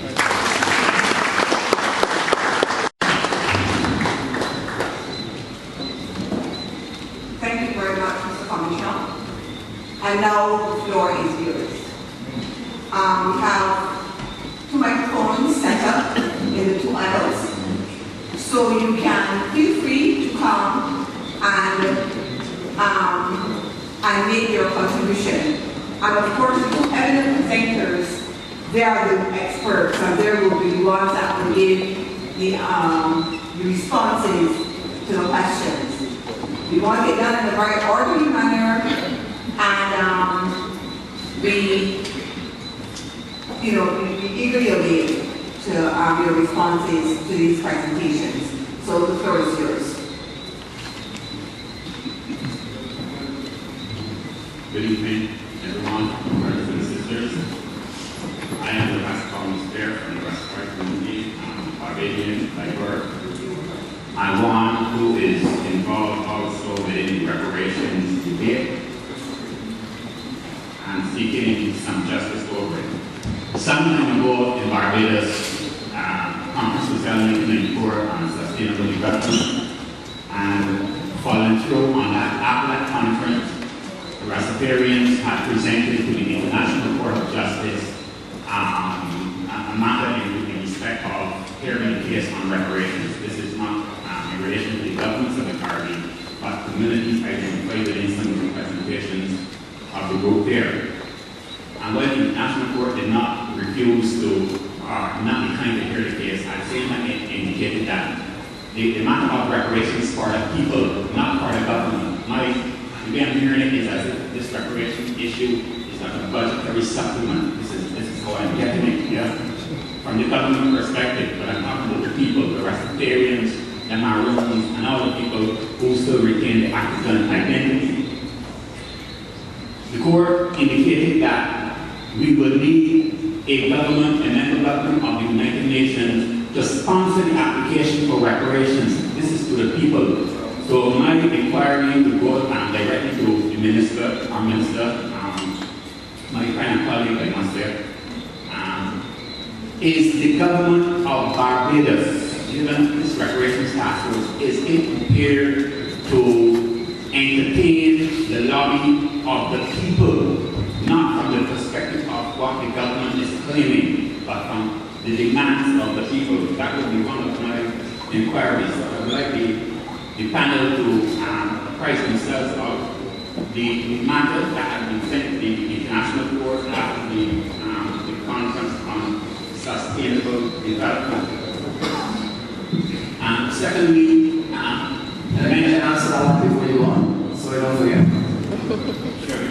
No, in my presentation, I said that a very critical part of the engagement which we are commencing tonight is basically to hear from you, the people, so that we can reflect the collective will and certainly the ideas of the people. And when the task force continues its deliberations in terms of discussing with specific groups, organizations, and so on, I'm advised that the first group they will be meeting with will be the Rastafarian community. So that should indicate that the intention, this is not a government, it is largely government-led and inspired and so on, but it is not reflecting government, it is reflecting the people, such as yourself, and your contribution that you make tonight will certainly be recorded and certainly will be able to help move us forward. thank you very much. Mr. Hamilton, I report that the government will advise its ambassador to the UN to put in matter with respect to Article 13 of the United Charter with respect of reparations. The legal precedent for reparations is well, has been stated, and there hasn't been explained in any great depth based on time, but we had engaged services at that time of British Jewish lawgiver, and I would want to share these information of practical with the group when they have the time to go look at this matter. Just to conclude, next month we'll be meeting in Jamaica with Maroons, Rastafarians, and various other traditional and indigenous groups that comprise that society. And the reparations certainly will be among the issues. This is for the broad information of this group here, of course. And I would like, from the point of view of citizen participation within this activity within the quest for reparations, I would like to think that the people can maintain an independent position that they will be putting to the governments of the Caribbean, and certainly the government of Barbados. Finally, in the area of research, reference was made in terms of healing and things of that nature. On your desk, of course, there is an anthropological research proposal which will look at the contribution that the parents have made in these economies, economic, social, ecological, and otherwise. So these no research has been done either from government other than the basic social thing with the government departments. So we need to do a more definitive and scientific research in relation to the contribution of the people. As it stands, many of our people do not feel that the government rate is of the people. Our rate is by the people, more or less on its own, looking for themselves. So the people have very unique solutions, and they are solution-based, and I want the government to open up and give the people that confidence that, and the sectors in the country, that they are not being marginalized as indicated within social policy documents and things of the government of Barbados. And finally, within reparations, I want everyone to consider the black sheep of the white race, and Barbados who are typically called poor whites. It seems as if this population does not exist except for coming in this country, and they are no better off certainly than many of our black people, sometimes even worse off. So I would like to see that this particular constituency can also have pride of place within this type of discussion. I'm very much obliged. Thank you very much. Excuse me, sir, could you just give your name to the record? I am Ras, sir, and I'm humble spirit. Thank you very much, Global Spirit. At this time, I will be giving way to Dr.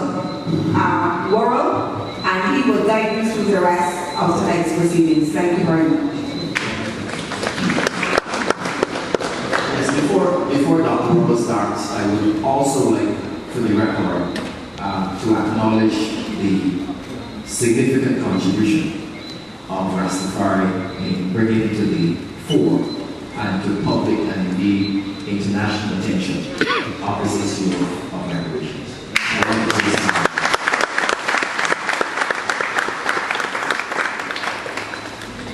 Good evening. Bear in mind that time is getting away, and they want to show some revolutionary discipline and revolutionary consideration. Therefore, we are asking you to be very tight with your comments and your questions. I thank you. What are the subject of how... I'm sorry. Before you say anything, please give your name for the record as well. Thank you. Okay, the name is Ross Simpson.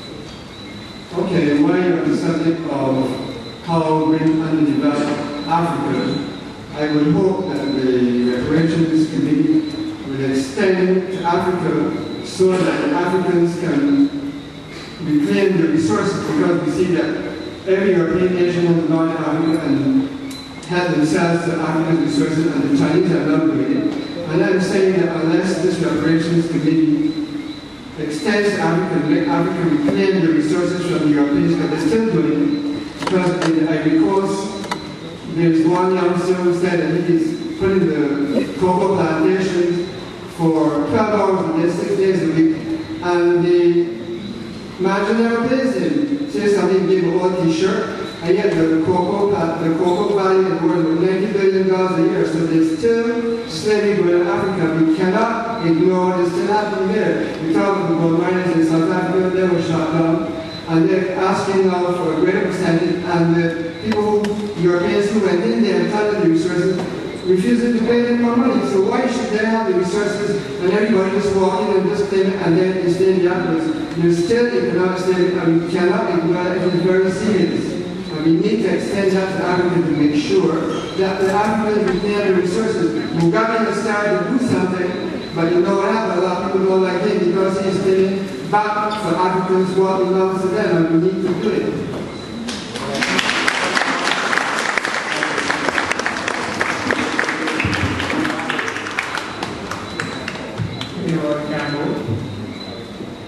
Member of the Pan-African family. I would just like to say that this journey that we are on, this quest for reparation, is a journey, it's a spiritual journey. And the great saying that there is time for everything. There is a time for everything under the sun. We did not just arrive at this point just so. This is a spiritual journey, and we need to recognize that there is more at work in this journey than just the politicians, the many who have been clamoring all these years for justice. There is a divine purpose to this journey. And we need to tell ourselves that as this divine path unfolds, the correct things are going to be done. And when you hear sometimes the level of skepticism expressed by those who are involved, you will hear people talk about this being a sellout. This person should not be there, that person should not be there. But if you recognize the fact that this part is a divine one, we will relax, trust, and everything is going to fall right in its place. And we have not much to worry about. Thank you.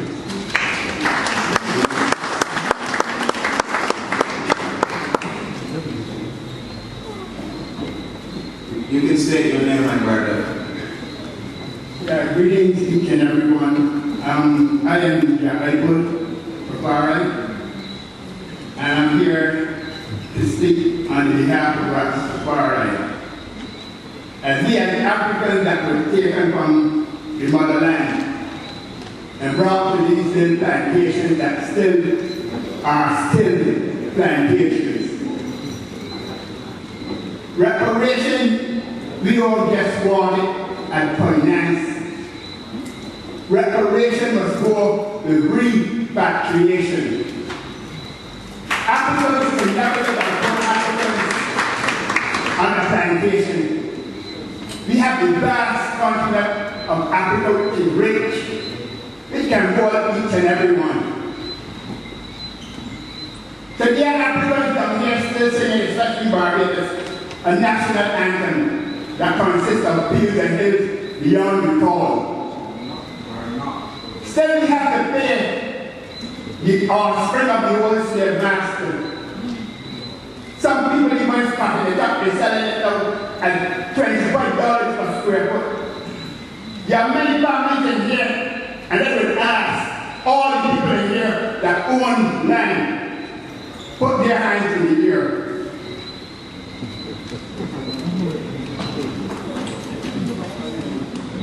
Look how cute. Look how cute.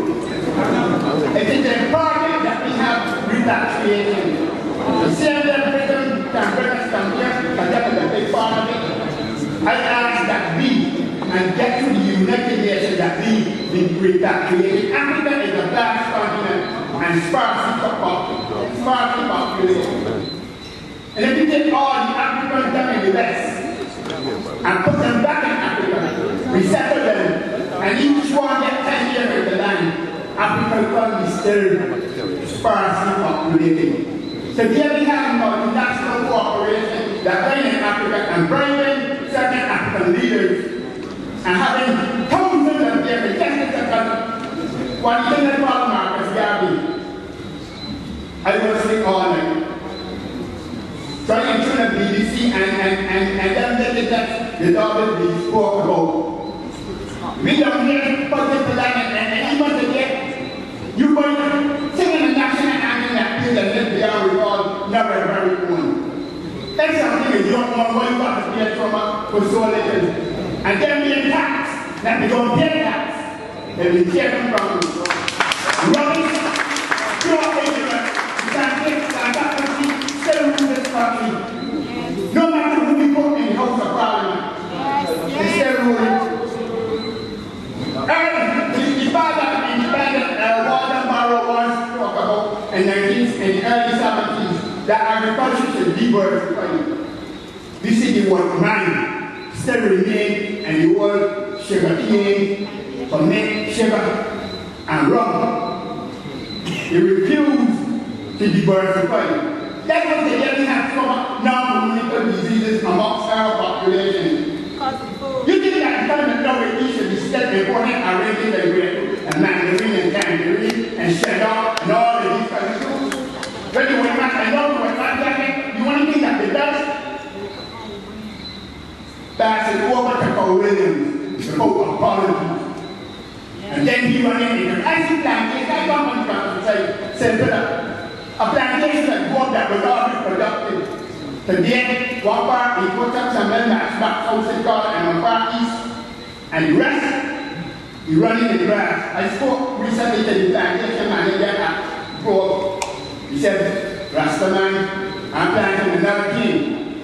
But yes, we have governments that talking about revitalizing a sugar industry. There's many other things that I can criticize it, no one can criticize it. Why do I have less than 2 acres of land? But on them less than 2 acres of land, there are poor minorities. I can't count the amount of guavas. I can't count the amount of the bouquet trees. I can't count the amount of sugar apples. Even the guests that are, after last weekend, I spoke to the Adrian Brackett, the Attorney General. And so I had. Excuse me, this, yes. I don't care, but there's a lot of things that have to be done for the people that live, but our main aim is to return to Africa upon these days. Let me just give the people a warning. Because I hear the people boys and the prophet. Nobody knows that will be end of Revelation that speak about the islands of the sea will vanish. The Gideon Bible said it will vanish. The Scorpion said the island of the sea are in the rain. These are the islands of the sea. Then Isaiah talk about the land, the whole Ethiopia, the whole continent of Africa will step from the land and say to the north, the rock, and the south will not back. Send the sun from afar and the daughter from the end of the earth. We can do better in Africa. We need to repatriation of the amount and go and stand up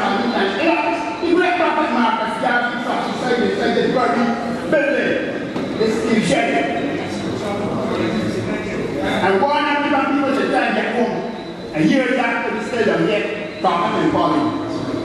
I just thank you.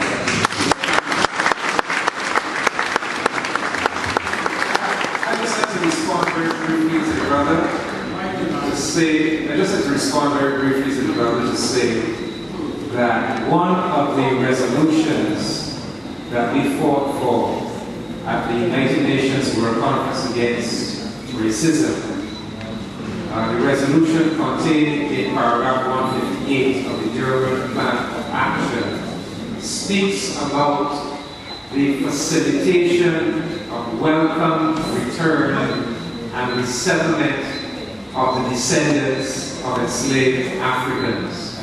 So we considered in 2001 that a component of our reparations program would be the repatriation of Africans in this part of the world who wish to return to the mother continent. The other point you make about the land, clearly the land of Barbados has been purchased many, many times over by the sweat and the labor and blood of our ancestors. That is a fact. So one of the things we're going to have to look at when we talk about a reparations package, what form it should take, what form reparations measures should take, we should probably be looking at resources that could be used to facilitate a process of land reform. A process of land reform aiming towards putting ownership of land in the hands of the black people of Barbados. So I think this is what this discussion is really all about. We have to conceptualize what reparations mean for us. What would be relevant reparative measures and programs for us? I think in terms of who we are targeting the governments of the countries that orchestrated slavery and the slave trade and that benefited from slavery and the slave trade. But as we target those countries, we have to look at resources that are made available from that reparations claim. How are those resources to be used? And certainly, one of the ways in which it could be used is in terms of a program of land reform.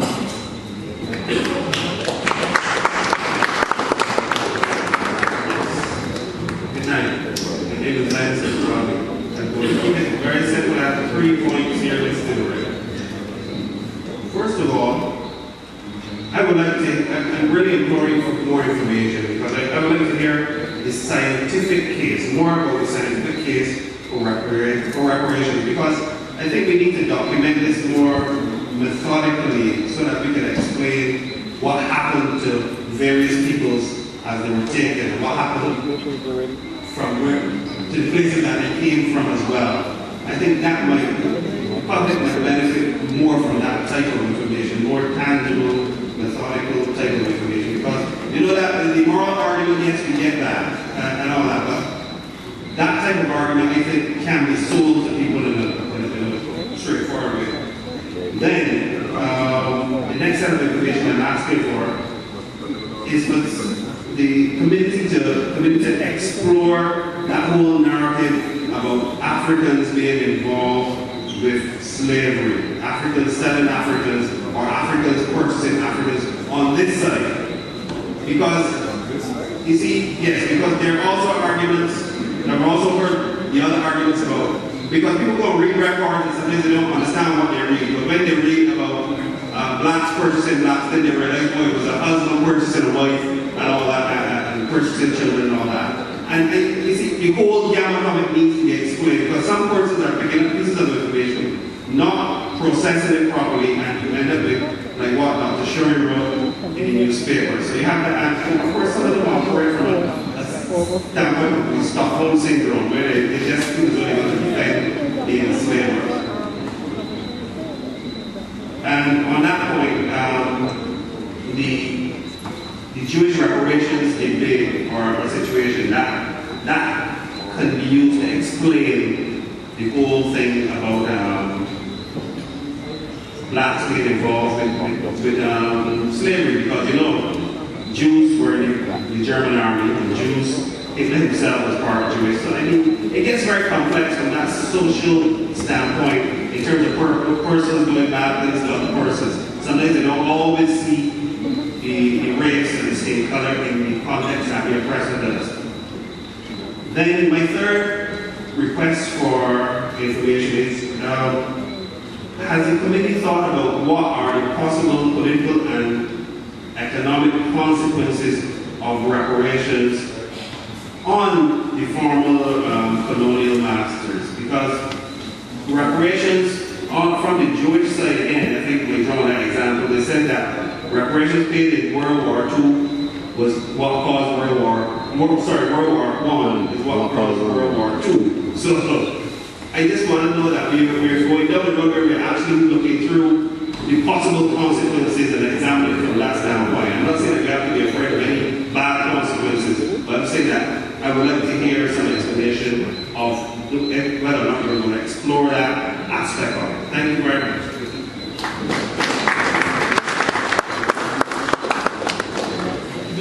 Just very quickly, when you use the word scientific, no, I also wrote myself and get to clear by what you meant by scientific. But then I think I didn't understand. The fact is this, that the case for reparations represents what they call a scientific approach. What do I mean by that? I simply mean it's a rational, systematic approach, which is not just based on one or two thoughts or ideas, nor emotions, but it gathers this evidence from a wide spectrum of information. It looks at everything. When you mentioned, for example, the question of the black people were all in the Republic of World War II, reparations did involve Jews and that time. Germany had to repay many of the other European countries for the damages of the First World War. And yes, it is true that contributed to the Great Depression, contributed to the collapse of some economies. That happened. I don't think we need necessarily look at that example, because we have not been saying in this commission, this task force, that our focus is only or primarily on money for sale. And sure that you have to send back to as happened in the First World War, so many $1 million, so many million pieces, so many pieces of factory or whatever. That's all what we're saying. It's more complex than that. But as you continue with us, because we have other meetings to have, we're going to meet, I said in St. John, we're going to meet in New York, and the other facts are going to come. And as those facts coming to us, then we'll be able to better articulate the kind of things that you want to hear. But this is the first stage. So I expect to hear more as we go. If I might add, part of the scientific approach as well was to examine a lot of documents that people either skim over before. In the case of Professor McVaper, who was done tremendous work, he examined, I think it was 46,000 files. This was why he was able to marshal all of this empirical evidence to show that David Cameron's ancestors benefited from the slave trade. And in the case of the Kikos or the Mau fighters in Kenya as well, it was the scholarship of the historians and human rights law. So the lawyers and the historians who were able to get their hands on about over 8,000 files that the British thought that they had destroyed, or elements that the British thought they had destroyed. So this kind of evidence when you talk about the scientific approach that we are really speaking about. Yes. Brother Grant. Yes. Good night, everyone. My name is Ricardo Grant. I'm Minister of Religion, Political, and Afrocentric Advocate. Also, the grandson of Albert MacDonald Grant, one of the leading fighters of the 1937 revolution in Barbados.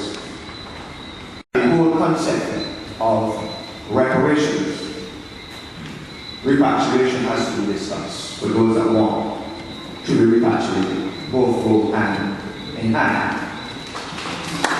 Now, when the oversight fact that we're overlooking from my research and careful study of this matter, we blame the Anglican Church. The Anglican Church is only a daughter of the real criminal, that's the Catholic Church. The Catholic Church is a real child. In the book of Revelation, chapter 17 and 5, it says, "And upon her head was the name written, Mystery, Babylon, and Mother of Harlots, and the abominations of the earth." And slavery is one of the biggest abominations of the earth. It said also in Revelation 18 and 24 that all the blood that was shed on the earth were required of our hand. So when we deal with slavery, we must go back to the origin.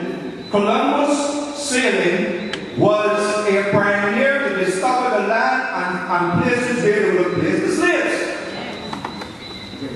Okay? That's one of the things that we have. When we look at reparations, we cannot look at reparations in a nutshell. Reparation has to be looked at from denying people's activity, and this is what Rodney wrote about. What was destroyed? What was destroyed? First of all, for me, slavery is an international indictable offense that can never be ignored or go unpunished. It is a kidnapping act. It is a criminal, destructive, evil action deliberately taken by the white global collective. That's the first thing we must understand. The other thing we must understand is that in slavery, and the whole process why we are praying for reparations, is that based on St. John 10 and 10, it says the thief will come to steal, kill, and destroy. And this is exactly what occurred in the process of slavery. What was steal, kill, and destroy? It was the Africans and the African resources. We deal with what was effective. The spiritual, intellectual, physical, and sociological man. This is the repairs we're talking about. And what we are calling for reparations for in the 90% activity, we deal with economics, education, entertainment, labor, law, politics, religion, sex or family status, and war or warfare. We cannot, as a people, look to secure reparations without building a significant protection factor, because this has been always the mistake of Africans. We have never thought seriously about security and retaliation of the enemy. We must take seriously about building a fortress for their retaliation. So the whole process is that we are looking at the brainchild cannot be left out. We go back to the Jesuit science in slavery. Okay? So we must understand that it's the 90% activity, the four structural element of man, his spirit, soul, and body, and the sociological component was destroyed radically. So slavery is not, reparations rather, is not an issue of begging. It is not an issue of pleading. It is a debt owed that must be paid. And in the reconciliation of races, I wrote a five-topic document, and my last argument was on reparations. And I conclude that if we continue to ignore the call for reparations, and in 1999, I remember that we, as the Afrocentric groups, met at the Barbados Workers' Union, and I told them, in 1999, if we are going to be serious and see a significant turnaround, and from the year 2000 and beyond, we must significantly, nationally, regionally, and internationally call for reparations with one voice. I was totally ignored, because people always think I'm a radical. We can see now that we are on the back foot, trying now to push an issue that should have been pushed from a national, regional, and international position, and we have now the mechanism in place and the groups in place that we can do this. We have to, with one voice, speak globally the same thing. Have a blessed day.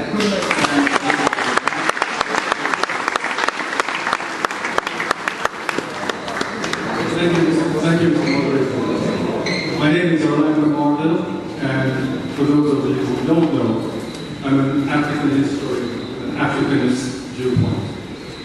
It was very interesting, and I would like to thank the panel for the presentations that they made tonight. There are a couple of issues that I thought could be expanded. The first one is the question of our own preparedness to move forward. I'm not talking about Dr. Shirley. I ignore whatever he writes on whatever subject. But when he talks about slavery in Africa, etc., he doesn't know what he is talking about. Chattel slavery and the slave trade were the most egregious crimes against humanity ever committed. That's my view.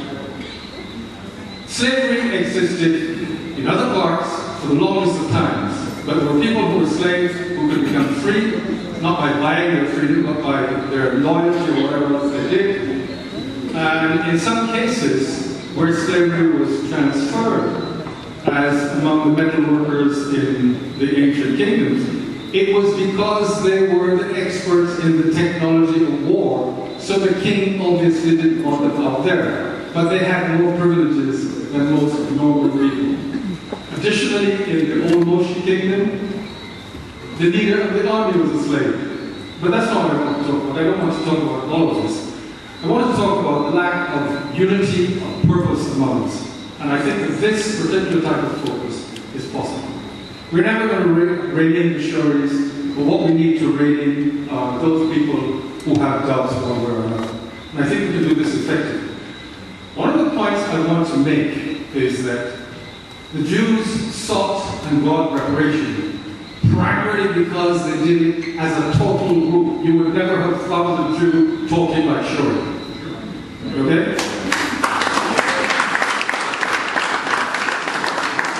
You will also notice, if you know the history of genocide by the Nazis, that 1 million Roman, people we call gypsies, were wiped out. And those who were left were cruelly experimented on by the Swiss.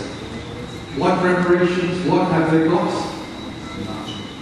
The point is, we have to have the force of the Jews when we go forward with this. I agree that we have looked at this thing scientifically. I don't think we have any worry about that. The real worry is what happens. I mean, I know a case at the UN, for instance, where a couple of our missions, the youngsters put together a proposal for a resolution on slavery. And the bosses told them, well, we have to discuss this with the British. That is the sort of stupidity that I cannot accept with any sort of pleasure. We really need also to look at the wider question. We talk a lot about reparations for ourselves, but let us consider 2 things. One, our base, the continent of Africa, was virtually destroyed by this exportation of millions of the youngest and best citizens. Right? Almost immediately after slavery had been abolished generally, the Europeans went back in and recolonized Africa. In the Congo, the King of Belgium managed to exterminate 2 out of 11 million of the population. This is not me. This is Mark Twain talking about it. Okay? Yeah, here. We have, in fact, at that time, an Africa that is so weakened that they can come back in. And I tell you, from the time the Europeans came and started with this business, it weakened the African social structure. I give you one single example. In Ghana, they had advanced the process of writing, but at that point, they only had what is called the abigra, which is a body of symbols that mean specific things. There's one of them at the university thing, Gem and Omicron. And it stopped dead at the point of Europeans. Because, of course, so much of the society was disrupted that the social developments that were going on couldn't continue. We have to take that into account. We have not only to embrace our African brothers, but embrace whatever form they also make for reparations. There are a few other things to talk about, but I don't want to be a preacher. Thank you.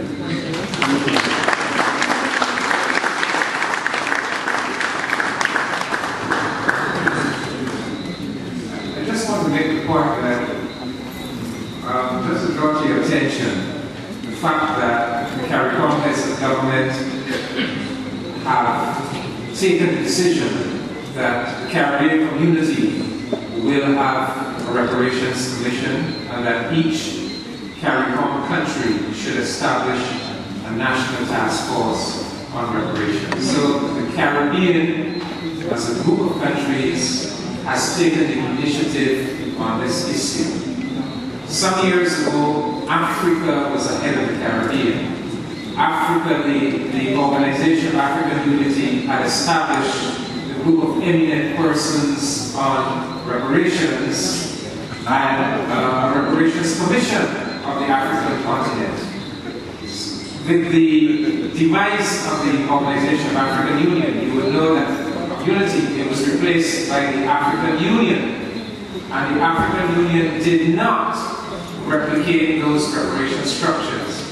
So it is my hope that with CARICOM having taken this initiative, that this will inspire and motivate the African Union to do likewise. Because I know from my experience at the World Conference Against Racism that when we were able to unite the Caribbean with Africa and with certain progressive countries of Latin America, we were able to form a very powerful lobby.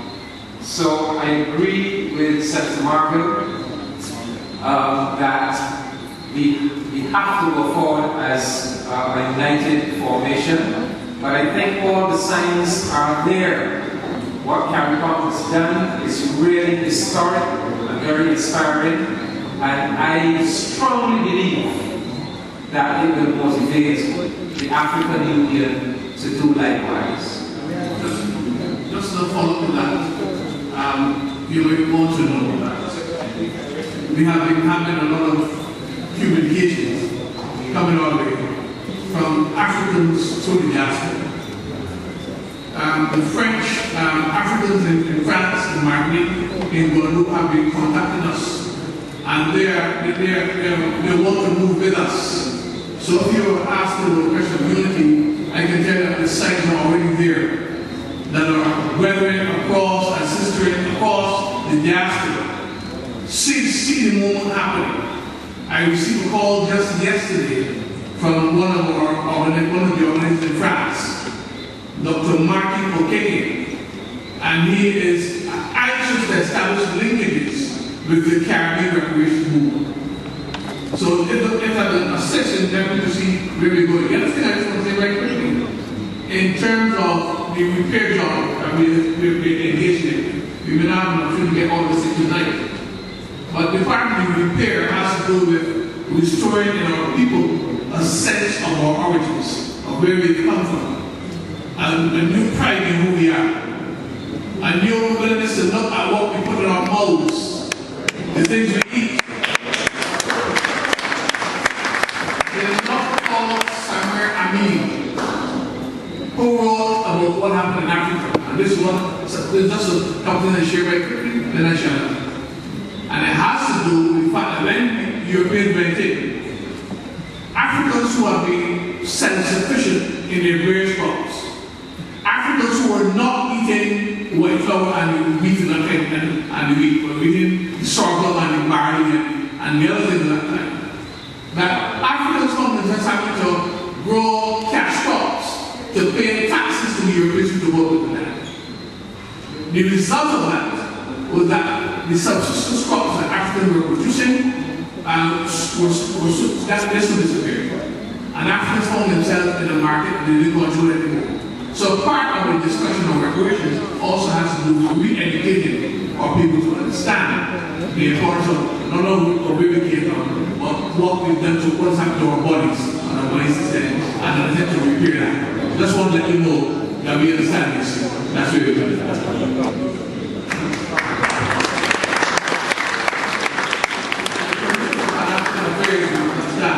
and they engage in the work of restoration. Thank you. My sister from South Africa. Good evening. My name is Zoe Amanda. I just have a question.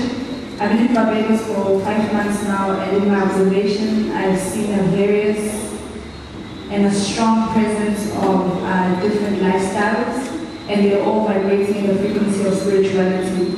And if that's the case, and even tonight there's been various representatives of spirituality. And my question is, has there ever been a national cleansing for the ancestors that were killed and murdered in brutal ways during slavery? Because I think they also, that's the question. Has there ever been a consideration of national cleansing to arrest them, to tell them it has happened, So, for example, if somebody has a car accident in the street and they live in St. John, how I was taught, you would transport the spirit back to St. John to let them know that it is no more. So therefore they can be moving forward. Because then if we look into the spiritual lifestyle that we live, we are talking about some things that have happened, but they're still so painful, they're still so real. The memories, they're still there. That Mr. Commission has drawn such a visual of that in the beginning. It's there. So what are we saying to those spirits so that repatriation and restoration can be in its fullness? Thank you.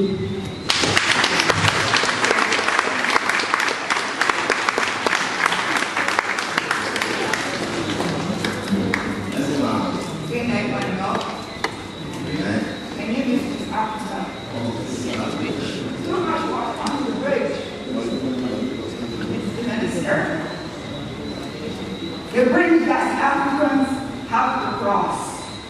It's not real.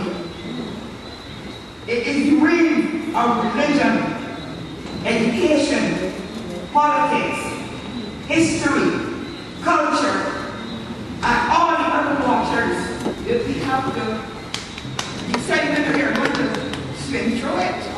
They're going to try to let everyone come and what we do with that water. Mr. Maurice spoke about rock. My father was a rock technician, a rock blaster. You know what he would do? He would take a drill and he would drill a hole. He would put the fuse in. He would drop a match. And when it blew, he would take the hammer and he would crush it. They can see that the head hard. The head is not hard. They can learn from everybody about everybody's history. They don't know about theirs. Culture people, now reparations depend on if you are African or if you're Belgian. If you're Belgian, you don't have any case for reparations. Just sit down. Sit down. If you're Belgian, you don't have case for reparations. If you are Africans, stand up and go forward.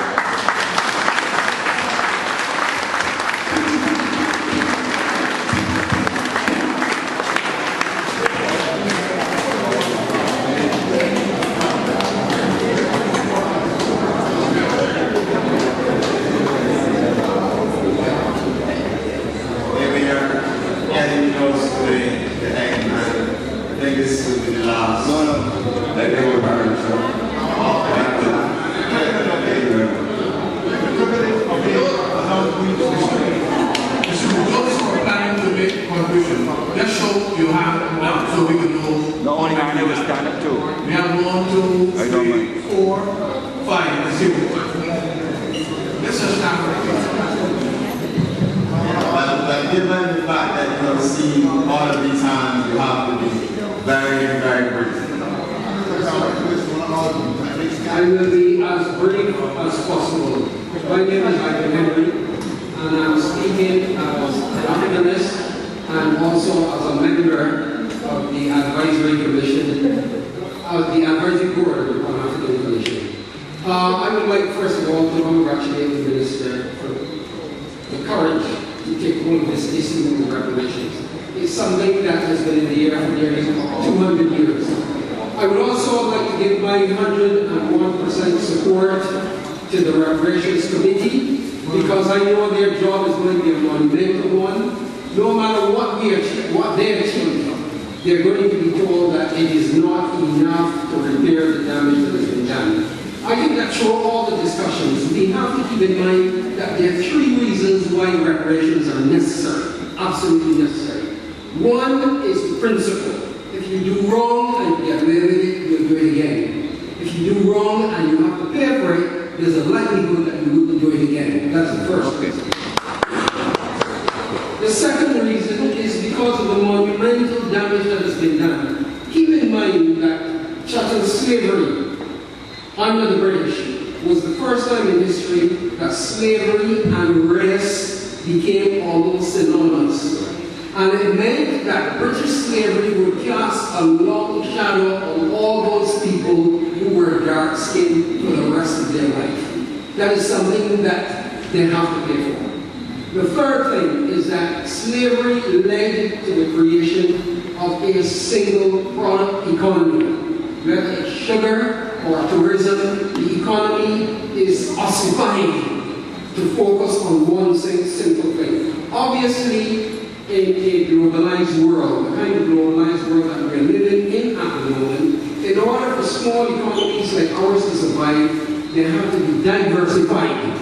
It requires a certain amount of enterprise, it requires entrepreneurial skills and talent to diversify an economy.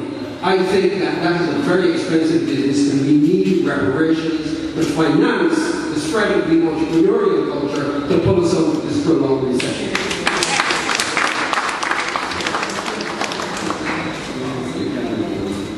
Good evening. My name is Vincent Simmons. I was the chairman of the Rastafari Committee, Barbados, and 15 years ago, 1 month, in this same hall, we had a pact. We had all the Rastafari lawyers within the region to come and talk about reparations and repatriation. I don't want to go into all that now, but I give thanks that we've come so far, that government and establishment now paying attention to reparations. Now, what I really want to give you, my primary reason for coming here this evening is a letter I saw in the newspaper. Being a member of the original committee that prepared the paper and then suggested that it should be delivered by a historian and pinpointed Marshall or Eccles to do it. I have a better idea of what's going on. I'm going to do it as it comes, forgive me, thanks to Leonard Strong, who passed. He was also I understand you all already mentioned a good authority, but believe me, he was a linchpin. He's the one that brought the commission to Rastafari commission, because reparations, restoration, and repatriation will always be on our agenda. What I come to talk about is when you get a letter from a bow-tie man, okay? My ancestors told me to be careful with those slaves with bow-tie, because those are the ones that were in the house, and when you ask them to leave a latch off so they could come in at night to even get something to eat, or ask the bow-tie man, go back and after they sleep, they don't even tell them. Now, for his ideas to permeate Barbados and so influential a man is, Conrad Pedro, Family Pedro, I think that we should reply to him in a hurry. He does not understand what is going on. He does not understand the chattel side of slavery, and he's an influential man in this community. In this society, the committee should reply to him. The response is coming. Okay. The next thing is this. There is this foolish idea among the black people. This is why they're so vicious at us. Let me tell you, it's long time. Long time. If they can tell you that, Iran, Sister Marshall, Jaruni, Sister Shiva, we walk these streets and get accused of these things. This is what they seem to be saying. They seem to think that reparations is the number of money that they get in the pocket. Or even coming in here, I hear somebody coming to this internet talk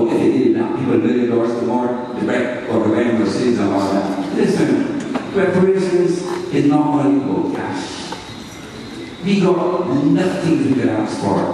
Right now, what is wrong with giving me 200 days at a university in England on a yearly basis to the Caribbean? Huh? What is wrong with giving the islands in the Caribbean, instead of a maple palm, 2 good ships that can trade within the area so that we can move the parts? These are things we want for revolution. It's not money thing. And you all seem to think that the money, anyhow, you know, I ain't got more to say.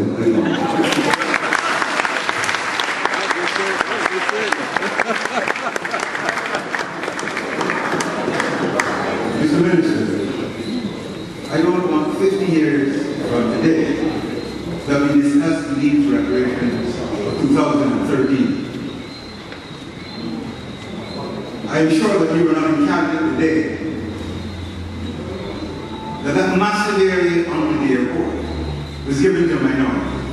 I'm sure you were.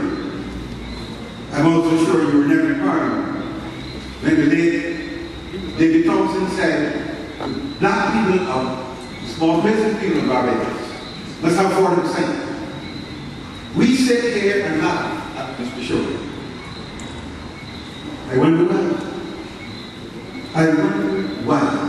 We are the poorest of the rich in our country. India has slaves, so did China. But the richest people in China are Chinese. The richest people in India are Indian.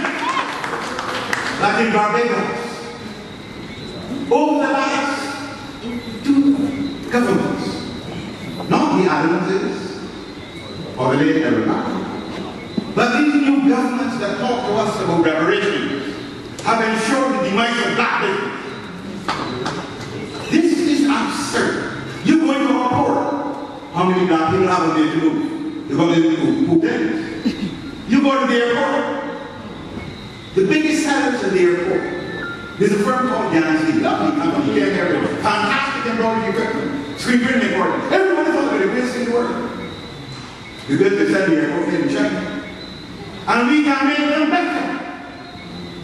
So when you come to these meetings, and you talk about reparations, this is like Negro when you have the people dancing all over the street, burning. We are burning, Mr. Minister. We are hungry. Let me tell you, you see these young people here tonight, they're young. These are old people, they can tolerate this. This country is going to be worse than 1937. The black people, 40%, maybe you get 90%. If you could give 100%, there won't company up by the airport. One company of a minority. And give to us the majority population. You want them to kick us off the ball on a hungry belly? Yes. That is why I admire this young man who speaks. We are accepting because of the society why we remain poor. Not me. I have seen people malign the late great Manhattan, Muhammad Nasser, a barrage of great black people, dominating the region, causing that to inject licenses. And what do you do for us? We have a university that can produce the first and only country on earth that hadn't been colonized by its native people was Barbados. Not Puerto Rico, they had Americans running. Not even the Philippines, they had Americans, but there, 100% vision top to bottom. We can't do it. And maybe we enjoy our vision too. But let me tell you something. These days, I swear that I'm not expecting anymore. But I tell you this, if we don't get that 40%, prepare this country for problems. We don't have time to discuss reparations because we have not got anything yet for freedom.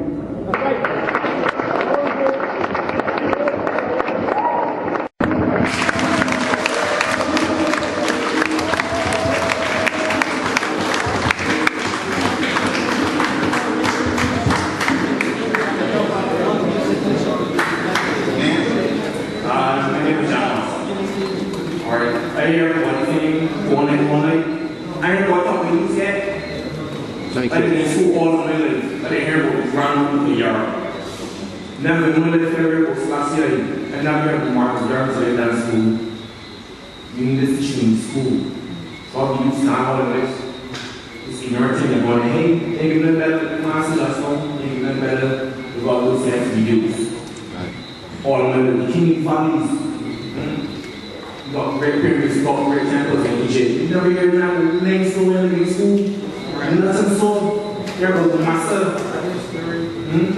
Nah. Ain't got to be big words for everybody else. One time, we're going to treat people like the youth. Because youth is tomorrow. This thing tomorrow for them, it means tomorrow for you. Thanks everybody.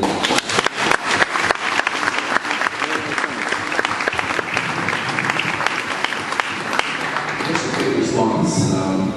I agree with you totally, and I would say, I don't know if you came late, but certainly I outlined some of those same programs which the Commission for Pan-African Affairs have been doing for quite a while. I refer to the Mamluzi program, and quite recently we are actually planning very seriously to launch a serious project which deals with identity, empowerment, and we're focusing on young people. Those programs are youth targeted, so we are actually on the same page. And these programs, in terms of the Mamluzi program, which are taught by trained teachers in our schools, is actually a reality today. Thank you. I support the concept and the fact that we have reached the stage where we now are asking for reparations for people massively and long overdue. But at the same time we're asking for reparations, I want us to understand what is happening right now in the world. We need the reparations, but we also need to deal with the things that are happening right now. And we see white nations once again. They're doing it all over again. Libya falling down, Egypt falling down. Now they're targeting, is it Syria? And soon after Syria, they're probably going to put their eyes on Iran. They control Iraq, you know. They make a song dance about 60,000 soldiers from Iraq, but they did not tell you about the 50,000 civilians they leave who ran Iraq for all of their benefits. We are approximately 1 billion Africans at home and abroad. So you know there are only more Chinese and more Indians than us. When you take that very powerful body that you call not the General Assembly, but the Security Council, and of the people who make up 300 to 400 million people in the world, they have 4 seats on that council. And they sit down beside all the wars. Which war they will fight, and which war will not be fought. So at the same time that we're fighting, and like I said, I support it 100%, all of us must go forward in the fight.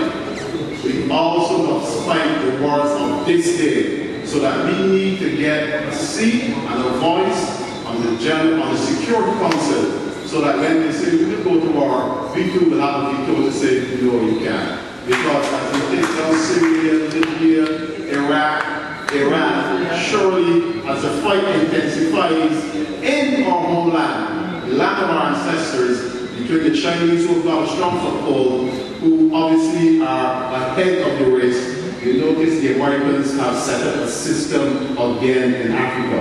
And what have they set it up with? Military might. So my brothers and sisters, let us not take our eye off of what is happening.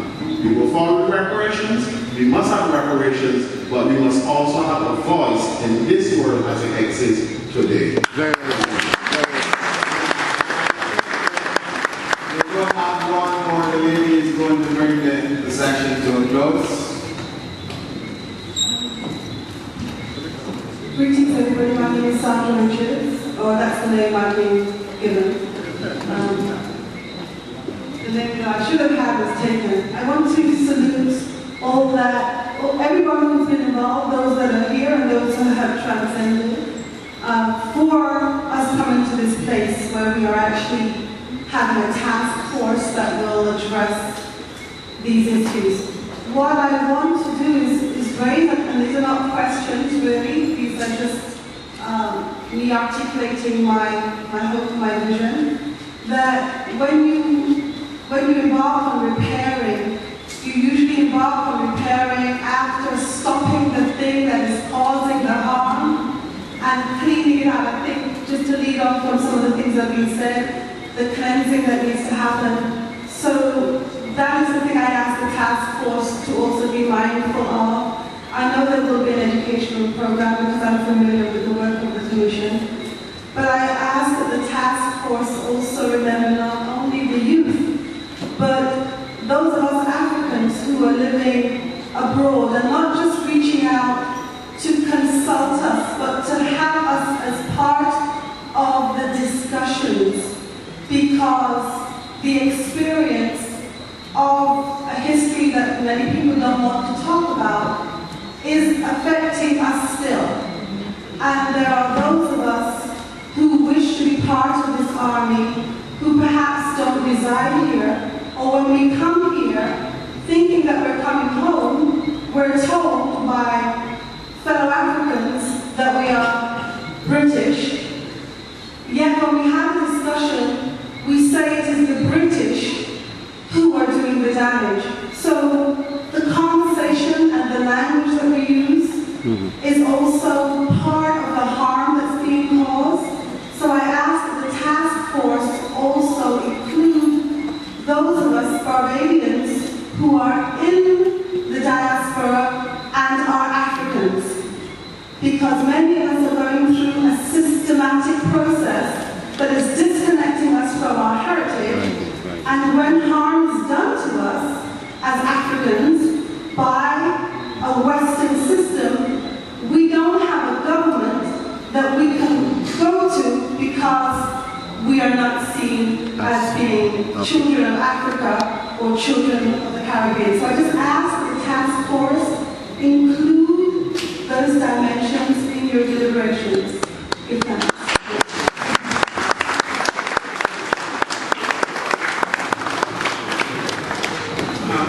I just want to assure, as it goes, everyone that one of the operating principles for which this task force is built is the principle of respect.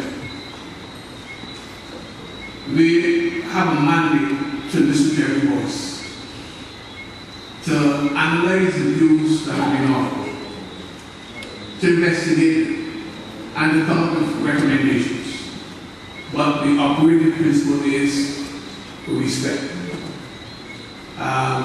We have a task force that has numerous elements in it. The church is represented, Rastafari is represented, Africa is represented in more ways than one. We have a task force which has, I said, diverse elements, religious and other elements. And the operating principle in this task force is respect. And I just want to assure you that is where we're going to go. As we go forward from here, as we listen to the various voices that we hear, we'll have dissenting voices. You'll have voices that disagree. We expect that. That's the nature of life. We're going to have voices that agree. But in every case, whether we agree or we disagree, we must have the respect for each other that we should. And let's leave you with that as a promise of this task force.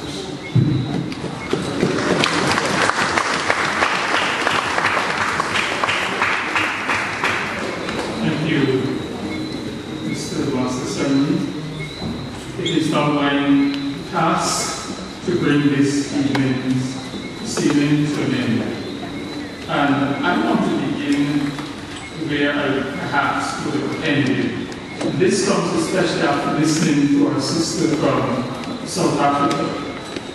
And I'd like to say to you, Mr. Minister, that there is a space where the old Baptist warehouse was, and then the Defense Force occupied it for a while. But that is the place where many Africans who died, who made it across the Atlantic died and they were buried. And it pains me when I go there to see the car and it's plastered over. And I want to suggest that that becomes a sacred space. After 9/11, you notice what the Americans did. They created a space where people could go there and they could remember what happened. And I think that this should be a space. We talk about heritage tourism and all that. I'm not particularly advocating that, but I'm sure that many people from the African continent and elsewhere who would want to see, because Barbados was the first protocol. This is the place where Africans were dropped off first or were gone from. And we have that space there.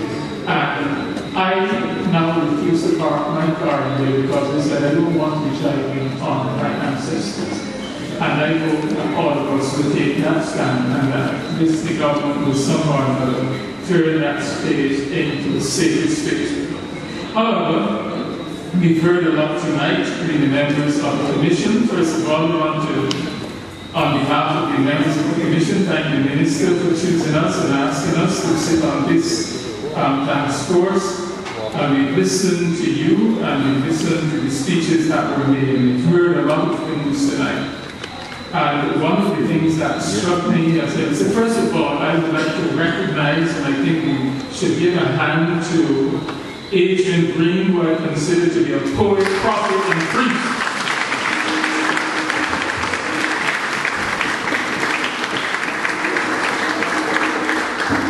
And certainly, I felt challenged by you, Adrian, and I hope that we can do something after listening to you. I've heard tonight people referring to how you're underdeveloped Africa, and I would like to say that when I lived and worked in Africa, one of the books that was required reading at the university was that same book I talked about throughout me, how Europe underdeveloped Africa, but in the Caribbean, you want us to go to the university, going to the department, you're not going to see that book. And I want to recommend that becomes reading for all students and non-students of Barbados. And the two books that were added to the list, the Reparations and the Reparations, I think that we should use them. Mr. Minister, in your presentation, you outlined some of the things that you would like to see, and one of the recommendations you made was education. I 100% say yes to that. My question would be, the content of education. There's a lot, we talk about education. We talk about Barbados being one of the most educated countries in the world. But I think the time has come for us to look at the content of our education. And just, like for example, we talked about, I think it was this black man who chaired first, and talked about about the beauty of ourselves and seeing ourselves as who we are. And I think that we see a lot going on, and especially culture stuff. I think we have to get to the root of it. I think we have to teach our people things like African philosophy, African religion, African spirituality, things that will help people to see what makes Africans African. It isn't the way we dress, because sometimes we put the emphasis on external things, but it is the interior things that we need to get at. And Africans have been doing this wonderfully, and we can learn about it.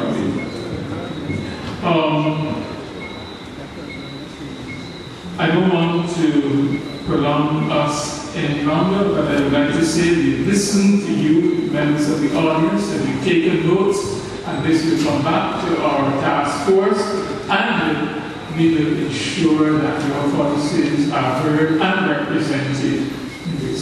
I am going to a meeting not long from now where world religions, all religions, from voodoo to Orthodox and Catholicism will be meeting. We are planning for a meeting that is going to take place in Vienna in November, and I hope that coming from the Caribbean, we're going to be meeting soon in Haiti, from the Caribbean and Latin America. I would like to take some of the ideas and suggestions coming out from this very course to that, so that we can have representation at an international level. So again, we want to thank you for our audience, thank you, Reddy, and thank the panelists, and want to thank particularly the Minister for the work that is done. Thank you, thank you.